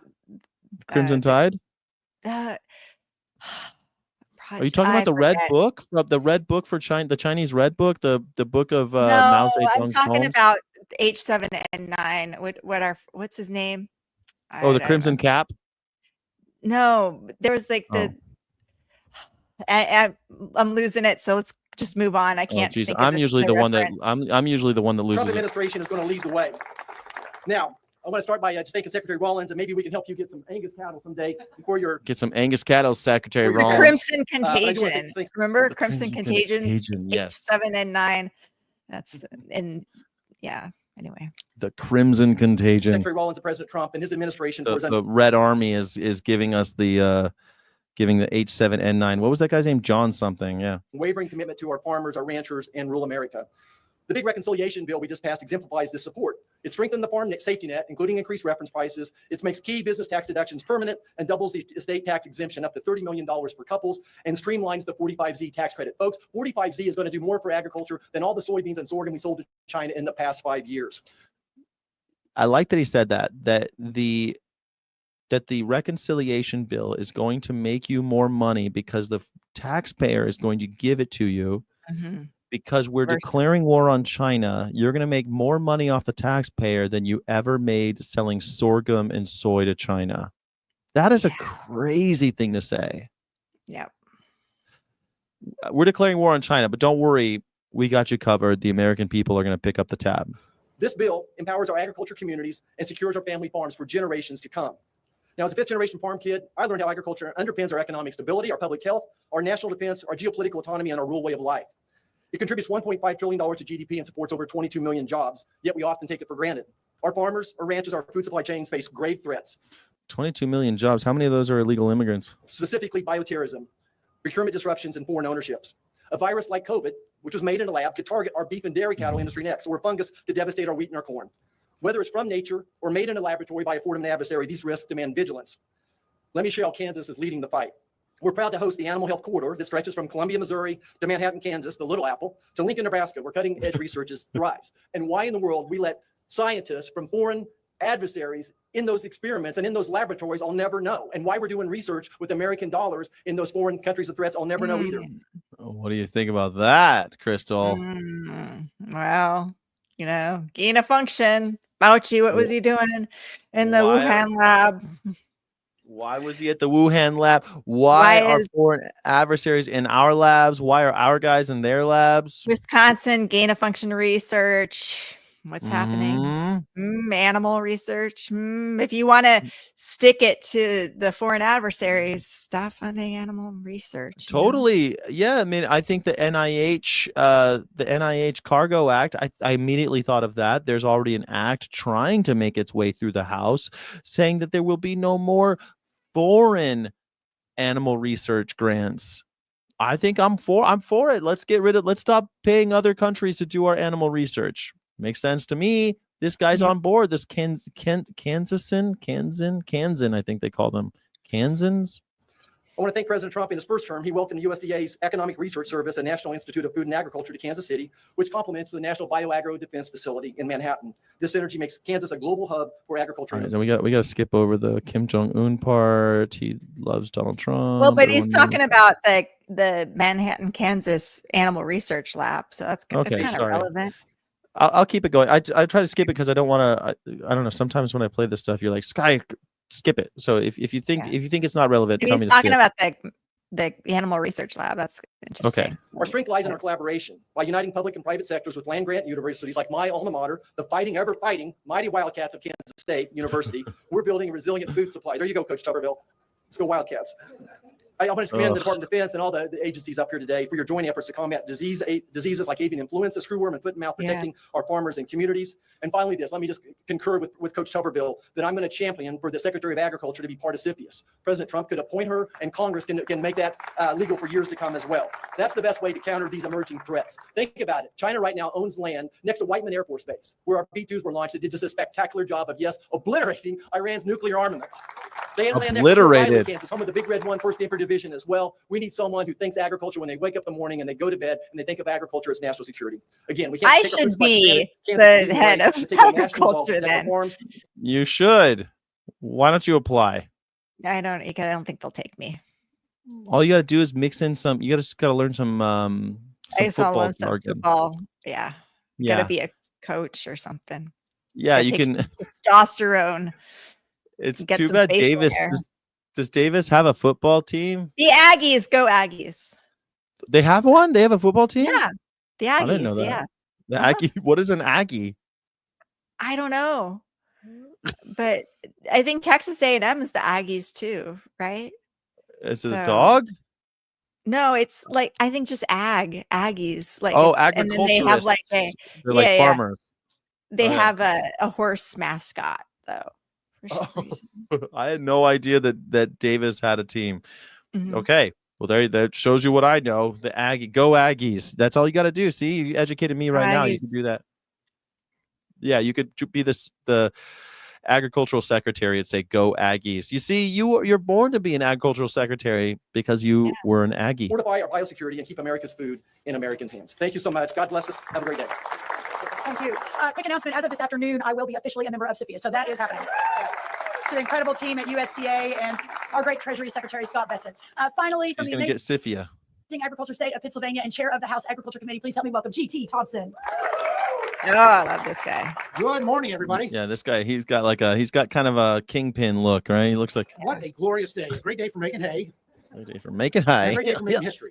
For making history in terms of making sure that we are taking these next steps to secure both farm security and food security, which quite frankly is national security. As chairman of the House Agriculture Committee, I'm That's so what I'm appreciative of saying. Secretary Yeah, I Rollins, know. They're saying that's what I mean. These Republicans, they're all on board. Let's go. know him as well as Attorney General Bondi for the recognition that food security is national security.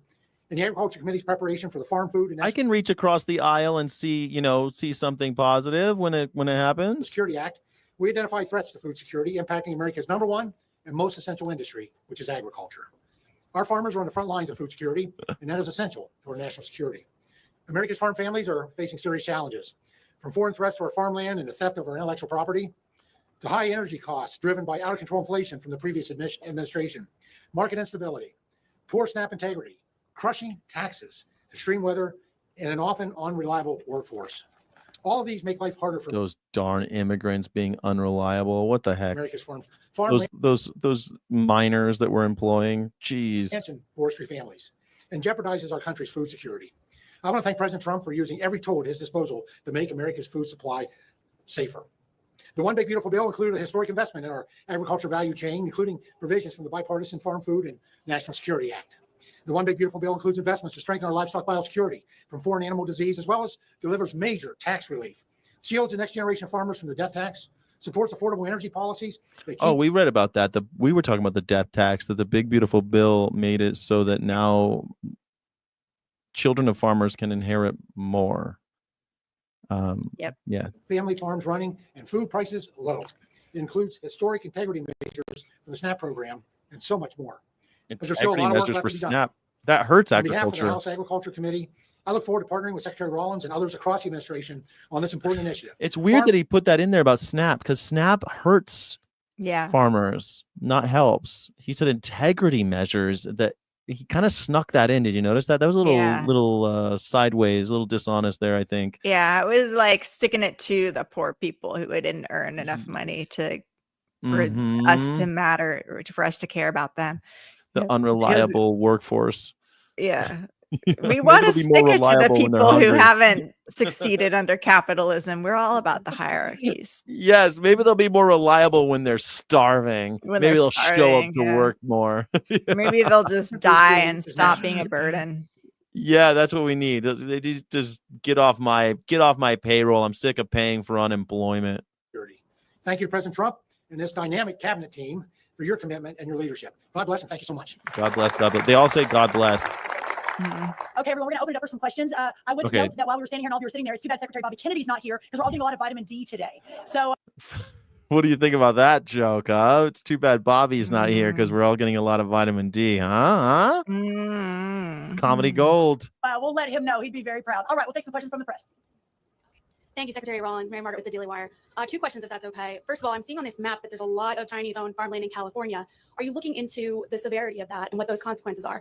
And then number 2, the president has expressed concerns about how mass deportations would affect the farm industry. Do you have concerns on this front? And are you hearing about some of these top conservatives saying that there's a push for amnesty for this workforce? Well, What do you think? What do you think about that, Crystal? California. Huge Yeah, amount of they really want to try their best to weaken California. We're the 4th largest Yes. economy in the world. And they're like, what can we do? Let's bring in ICE to take away their workers, to, threaten their communities. Like, that's what they're trying to do. Like, not realizing that we feed the rest of the country. So if you hurt California, you're going to hurt the rest of the country too. Do you think that the guy from Kansas, the guy from Tennessee, the lady from Arkansas, do you think that they and the guy from Bama, coach from Bama. Do you think that they see California as an adversary in the as far as like competition to sell food and flesh? Do you think that Maybe they see it partially. Yeah, I think like so. if we stick it to California, we'll make more money? The only reason why we're poor is because California is rich. Yeah. But, like Cargill depends on California too. That's true. And all of these billion-dollar corporations Yeah. have farms in California and other states. So it's going to be a good narrative to the voters and to their people, but Yeah. ultimately it's kind of toothless. So I don't. It's not toothless if they can They're take the going to land. harass some people. Obviously, they're going to do their big show with their ICE raids. They're going to take some people. They're going to,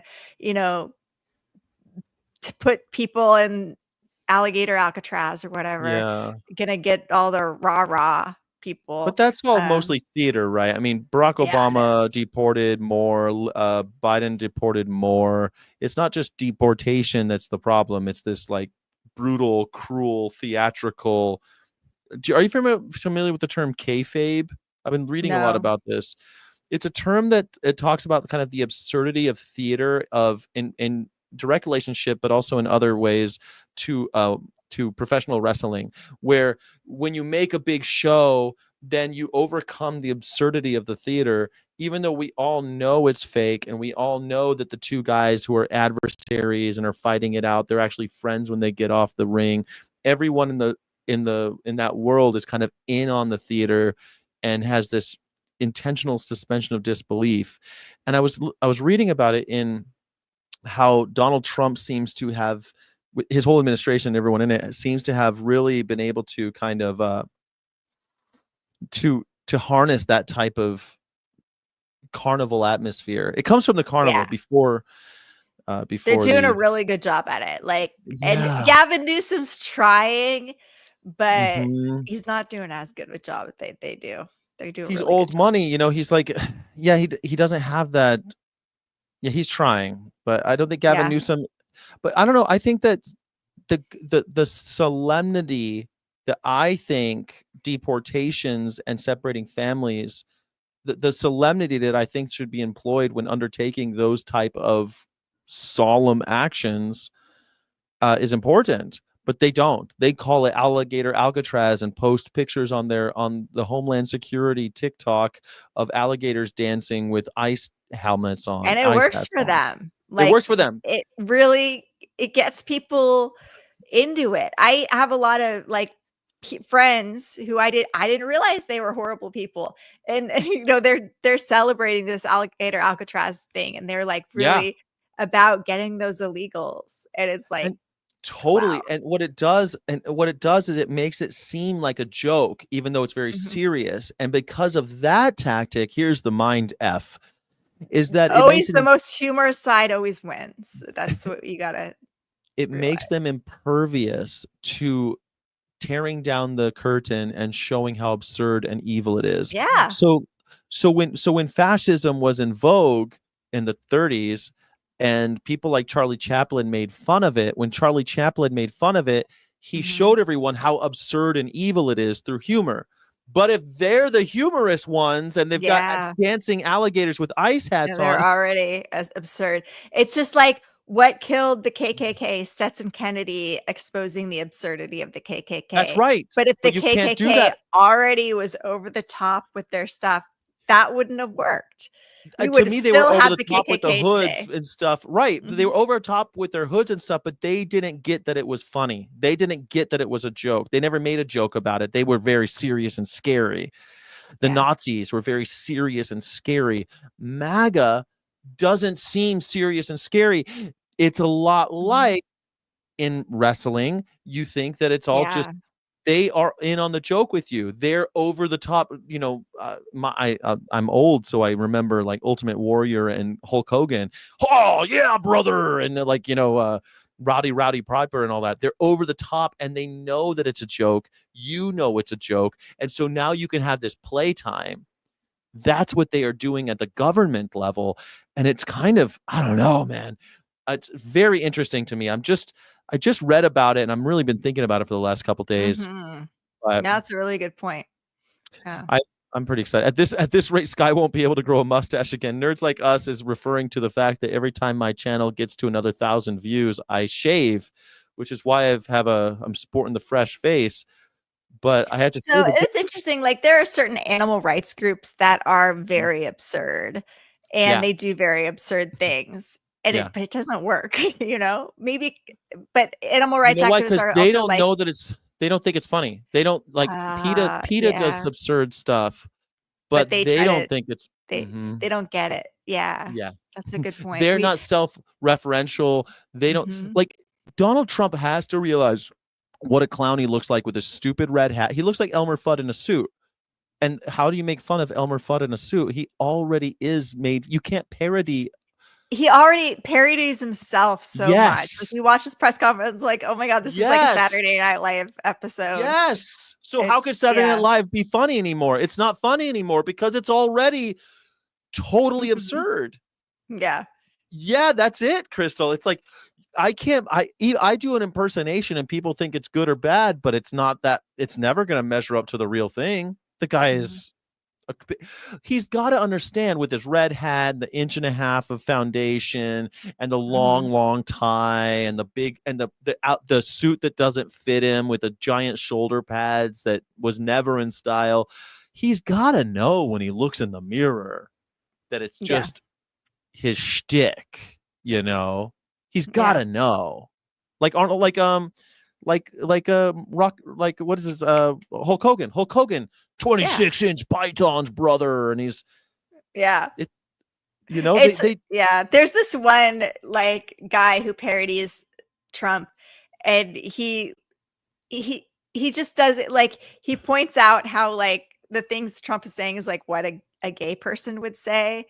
And yes, he I does it love with that like the guy. He body does it language, like, and and he it's was all so man, good. and he's like doing a lot of this He's and such rolling a his eyes. strong man. Can I touch Yeah. those muscles? Like it's like, but this is what Trump actually says. And Yes, and he's just Trump's a lip syncing. performer. He's a really good performer. So He's you just gotta lip give it to him syncing for that. Trump, and he's doing it with like gay affectations. But he's like, rolling his eyes. He's just Yes, that guy. I like that I guy. He's love it. hilarious. Yeah. But this kayfabe idea gets us to this point where it's like when I watch the AgSac team right here, I'm not sure because I know that Donald Trump has taken $5 million from JBS and they're going to be on the New York Stock Exchange, and they basically amounts to corruption, a straight up bribe to the highest office in the land.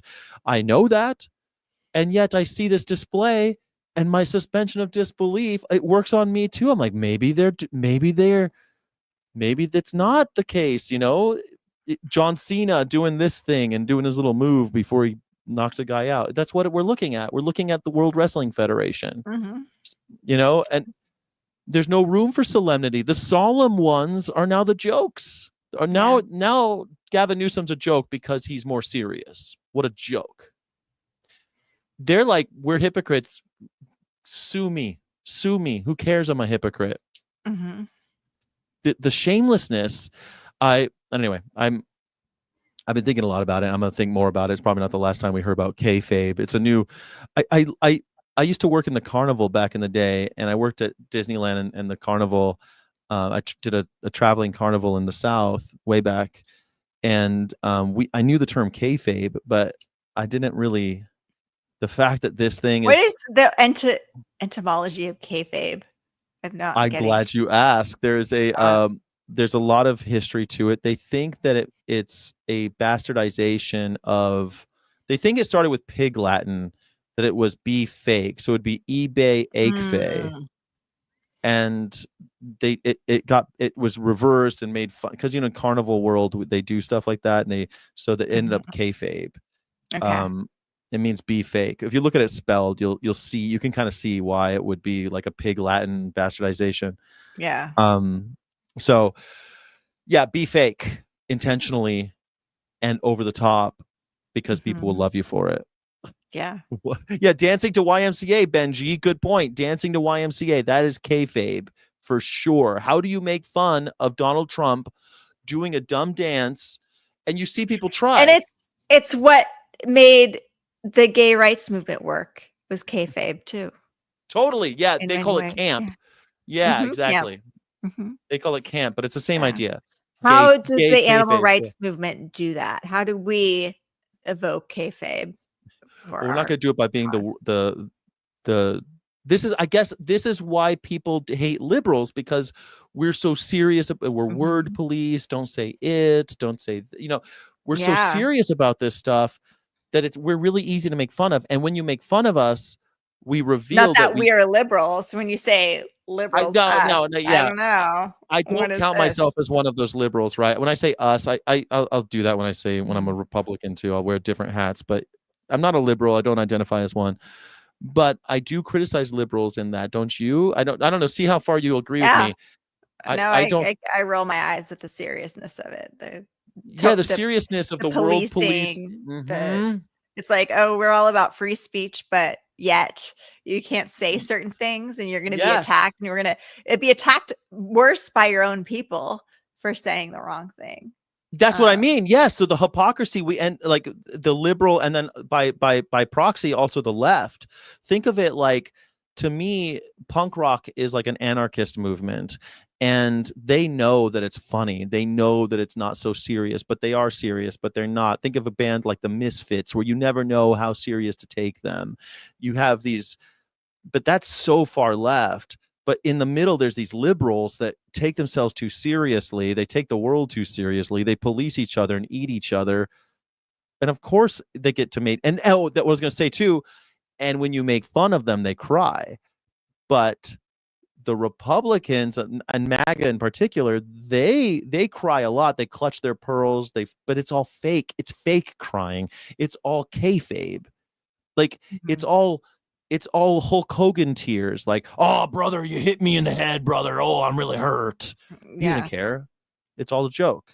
Anyway, I wanted to watch this Q&A. We don't have much time left, but I wanted to watch this Q&A before we go. Is that all right? Because I think the Q&A is the more.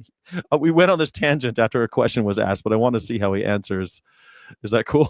Yeah. Hold on a second. I think I've been loving this reaction, doing this with you. I'm really glad we did this. For those questions, the first thing I'll say on California, and I'd love for anyone else to join me if they have thoughts on that, is this: that a lot of people said, well, look at the red states are the ones leading the way. The red states are the ones that are banning the Chinese-owned farmland. And this is true. But I have to believe that even the Democrat governors and even the blue states realize what a massive threat this is to national security and how important it is. So we plan to work with everyone, no matter which party, no matter which side of the aisle they're from, to ensure that the people of this country and our agriculture farmland is protected. The second Sounds question, reasonable. I appreciate you bringing that up. There's been a lot of noise in the last few days and a lot of questions about where the president stands and his vision for farm labor. The first thing I'll say is the president has been unequivocal that there will be no amnesty. And I think that's very, very important. I and the rest of our cabinet certainly support that, effectuate that, and make sure that happens every single day. The second thing, to your question about mass deportations, the president and I have spoken about that once or twice, and he has always been of the mindset that at the end of the day, the promise to America to ensure that we have a 100% American workforce stands, but we must be strategic in how we are implementing the mass deportation so as not to compromise our food supply. Ultimately, the answer on this is automation, also some reform of the current governing structure.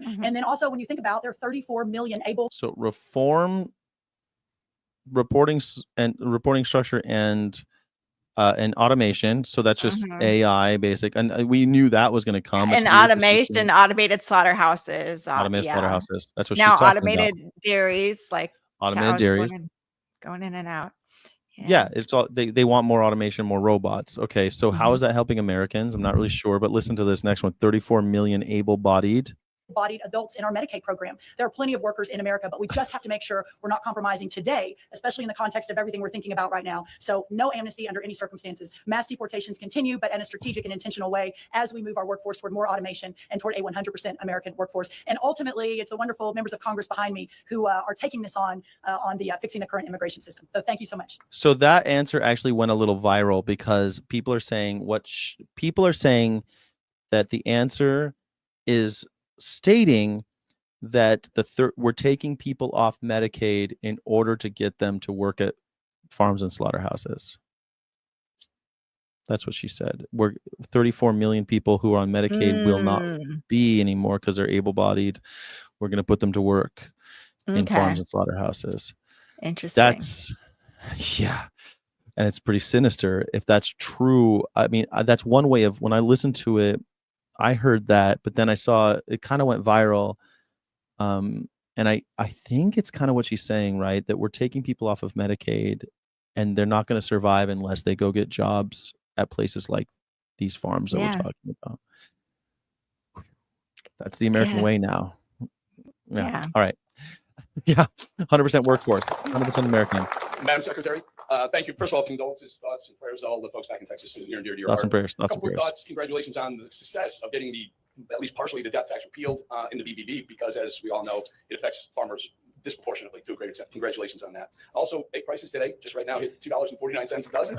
What do you think about that? A clear 55% below the failed Bidenomics egg price. And failed Bidenomics egg price. Yeah. Now, I thought about you. Was it Bidenomics that made the egg prices go up? I honestly don't know. Come on. That answer's got to be no. It's so confusing. Obviously, like there's less bird flu, there's fewer bird flu outbreaks happening right now, but we also know that the giant corporations sort of a cash grab. They fleeced us. They fleeced Americans. Yeah. They artificially rose the price of eggs. We also know there's all sorts of things that go into the price of eggs. We know that grocery stores use eggs as a loss leader. So there's a lot that goes into it, and we'll see what happens in October or November when bird flu. Yeah, when it goes back up. Yeah, and it always goes up. It always goes down in the summer. It always goes up in October, November, especially for all various reasons. But here's the thing, though: it's such a low blow for that wasn't a politician. That was a person of the press talking. And that person in the press sneaks in this BS in order, because this is how we do it in America now. We're like, the last guy, Biden, was horrible. Now let me ask my question. It's so weird. It's very Kim Jong-un-esque, but that it's also BS. And I think it's important to call out that BS. There was a pandemic. There was a zoonotic epidemic. And there was chaos because of it. Millions of birds were dead. There was a cash grab opportunity for these giant corporations. They took advantage. They raised the prices. The taxpayer covered their business expenses in order for that to happen through indemnity payments, and they all ran off with the money. Like that is not a result of Bidenomics. That's just a result of American corporations doing corporate welfare. And that's right. Yeah, like that's nothing to do with Biden or Trump. It's not. It's also not Trump's fault. It doesn't have to be one or the other. Everybody, it was a failure of American style corporatocracy. That's what it was. And you got left out in the cold as always. No, it's not just about eggs, but it has become a metaphor for inflation. So congratulations, because food inflation is coming down. That's okay. Kim Jong-un, got it. The thought and the question follow-up is, what a great group you put together here. Wonderful, wonderful idea. Surprising it hasn't been done sooner. So the question is, has President Trump talked to you about this group, number one? And I guess equally as important, have the Chinese government, either officially or unofficially, reached out to you about this program? So the first thing I'll say, and I appreciate that so much. Who are you with? It's Eric Bowling. I'm with That's the right, Bowling Show. Eric. Thank you, and with the Bowling Show, it's great to have you, and thank you for making your way. I would like to know. Well, he's one of those podcasters that they gave a spot to. That's why he was so Kim Jong-un-y. On you, Eric, but I want to make sure everyone understands this He's cabinet from the and this alt-right. administration is different. That in previous administrations, I don't know that you would ever see 4 cabinet secretaries, a counselor to the president, one of the most steadfast, loyal patriots who stood beside him, Peter Navarro, ever come out. Peter Navarro, I want him back out. He comes back out. That's the part I kind of want to. Okay. But we are all in this together, and the president has been resolute in ensuring that we do everything that needs to be done to protect the homeland. So I'm very, very proud of that. On the second question, I don't want to get ahead of the president, so I won't answer that. One of the chief lessons I've learned over many years is never get ahead of President Trump. But there is no doubt because he'll contradict you and you'll be in the wolves. Our friends across the country are acutely aware of this issue and doing everything we can to solve for it. Eric, thank you for being here. Next question. Was that even a real question? Was Secretary Rubio consultant given the national security aspect of this, and then was the CDC consultant given the bioterrorism aspect? Yes. Okay. What do you think about that? To get to this point, what? For everyone. Was the CDC consulted? Was the CDC consulted? Was Marco Rubio consulted? Since you're sticking it to the Chinese. Okay. It's not just we throw an event together and here we all are. The layers and layers and layers of work to go through all of the agencies is of utmost importance. And what I've learned now in a little bit of my time in government is that often, this is the reason you don't see the ball moving down the field very often, the amount of effort it takes to integrate football. Long nights and the sleepless nights, especially by our team, our incredible chief of staff. Kaylee Bowler's the one who's really been driving this alongside the rest of our team. Is really is really inspiring. So yes, they've all been consulted. Everyone has been incredibly supportive to get to this point today. But what I would like to say as well, and thank you for that question, is that this is just the beginning. Today is the first step to get us to this announcement as we begin this important work. You'll be hearing a lot from us on this over the next 4 years, and some real metrics in place that we're putting, like how do we measure our success? And I think that's what makes this administration different. So thank you for being here. Love the Epoch Times. And next question. Yes, Philip Rasher with AgriPulse. I wanted to two questions. One, following up on the immigration question. The president has continually said that he wants to give farmers some kind of temporary pass. Could you define what he means by temporary pass? Does that mean ICE won't She doesn't go on like that farms, question. For a certain period? What does he mean by that? The second question is, what are you going to do at USDA with regard to the remaining property owned by Syngenta and Smithfield Foods, which is a large portion of this Chinese-owned land? That's right. Well, So what the hell are they going to do though? If is Syngenta and Smithfield, they're just going to repatriate it? Is that what they're talking about? The federal government's just going to steal the land? That's ballsy. I'm surprised. That's what they're talking about, right? They're not coming out and saying that, but that's what they're saying. I will wait and see with my popcorn. Second question Yeah. first, as we discussed earlier, and Mr. Navarro again, and he and his team over at the White House, amongst many others, we are looking at every available option. There are multiples of options. You'll likely see an executive order on this very soon from the White House, and we'll be looking at multiple different authorities within the federal government to begin to claw that back. So that's what I'll say about that. Again, I think I answered the second question, where we are on farm labor, a little bit earlier. But what I will say is that Lori Chavez DeRimmer is our Secretary of Labor, and the H-2A visa program, all of the programs that inure to moving in seasonal ag workers are under Secretary Chavez DeRimmer. She has been working around the clock with her team. I think we'll probably hear a little bit more about this today, and the conversations will continue. But I can't underscore enough, there will be no amnesty. The mass deportations continue, but in a strategic way, and we move the workforce towards automation and 100% American participation, which again, with 34 million people able-bodied adults on Says it Medicaid, we should be again. able to do that fairly quickly. Thank you. She did it again. 34 million people on Medicaid. We're going to take away their Medicaid. They're going to be working on these farms. That's some crazy. One more question.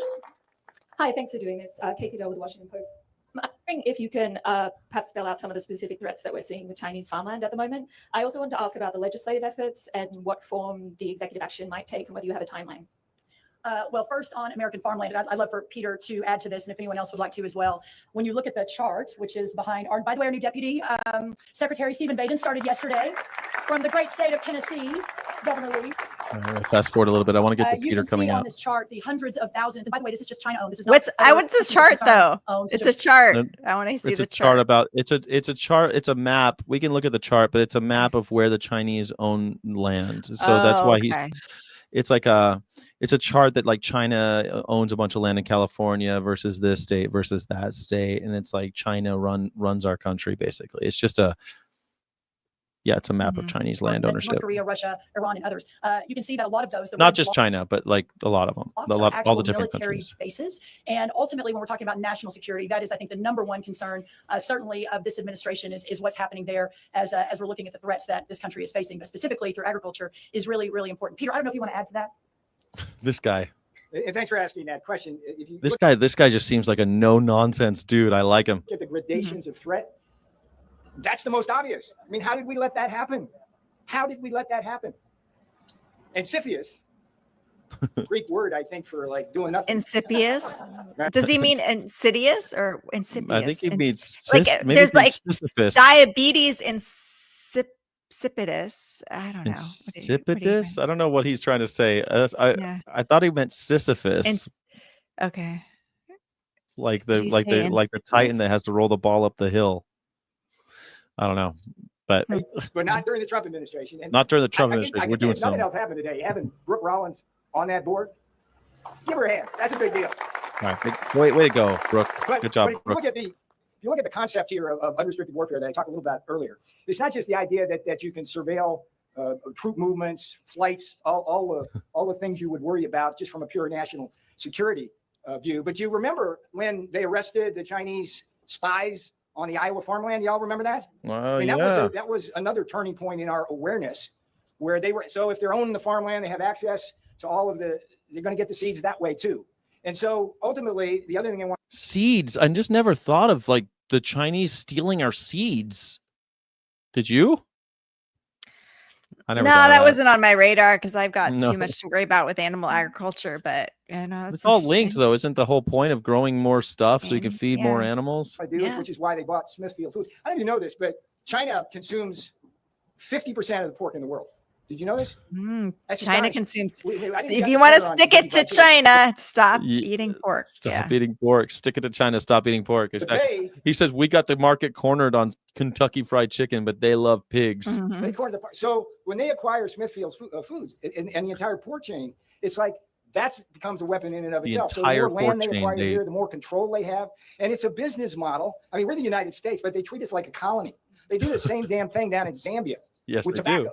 And around all of Africa, they buy land, they bring in Chinese workers Yeah. to work the land, and then they ship the food back to China, and the people around starve or pay higher prices. So when You know, the reason why, one of the ways we fought that was with USAID. Our sphere of influence was a different method than the Chinese. Like, we did it differently than they did. We didn't go to countries and buy a bunch of land and exploit the people than the Chinese did.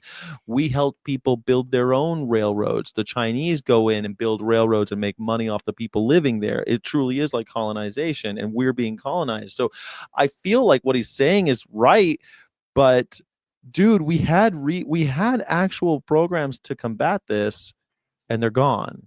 That, I think, is something that no one's talking about. But you ask us, what's this about? It's about everything. Food security is national security. Thank you. So food to security, me, the national Chinese owning security. land is just a small piece of the puzzle. I'm much more concerned about the food supply down the road here. That right now, foreign entities own about a fifth of the protein processing between beef and pork, JBS, and Fifth of the protein processing between beef and pork, between JBS and Smithfield. And Smithfield own about a fifth, maybe a fourth of the protein processing in this entire country. That's just 25% wrong. of the I think whole beyond country's that, protein. It's the intellectual property theft. It's the Chinese scientists that are in our own universities and research that are stealing intellectual property. It wasn't too long ago they were taking rice seeds from my alma mater. The Attorney General mentioned something up in Michigan. It's that constant threat. But what really keeps me awake, the real threat to me, the biggest, is bioterrorism. If you could imagine a COVID-like virus made in a laboratory in Wuhan, China, that could infect all the hogs of the world, but you had an mRNA vaccine that could protect your own hogs, what would that do to our world's food supply? That's what keeps me up, and that's why I'm a big proponent of the work being done at INVAT, the National Agro Research Defense Facility in Manhattan, Kansas, as well. I think that's the biggest active. Okay, wait. Is he saying a gain of function Yeah. virus that would infect all of the animals in the world, but the countries that have vaccines to this will be protected? Yeah. So therefore, we need to be pro-vaccine. That is Yes. That's how you get the MAGA people. That's how you get the RFK. I like the MAGA brain, though. Isn't I that like great? it. Like, I like so it. we're afraid of China making a super bug that kills all the pigs, which is 25%. The only way to protect them is to have your own vaccine. But they have the vaccine is the problem, and we don't. But we need to have that. That's what we need to have the vaccine. We need to and have that means we have to do the research at the Gain of Function Research Laboratory in Manhattan, Kansas. Yeah. You know? I love it. You got it. This is what animal rights activists miss out when they don't see this stuff. I totally agree. This I'm is glad why- I'm glad that you reacted that way, That was a Crystal, good because one. I thought that I watched it the first time and I was like, oh my God, I have to watch this with Crystal, because it's it's right on target. I think seeing all of them lined up too. It's like, you know what it reminds me of?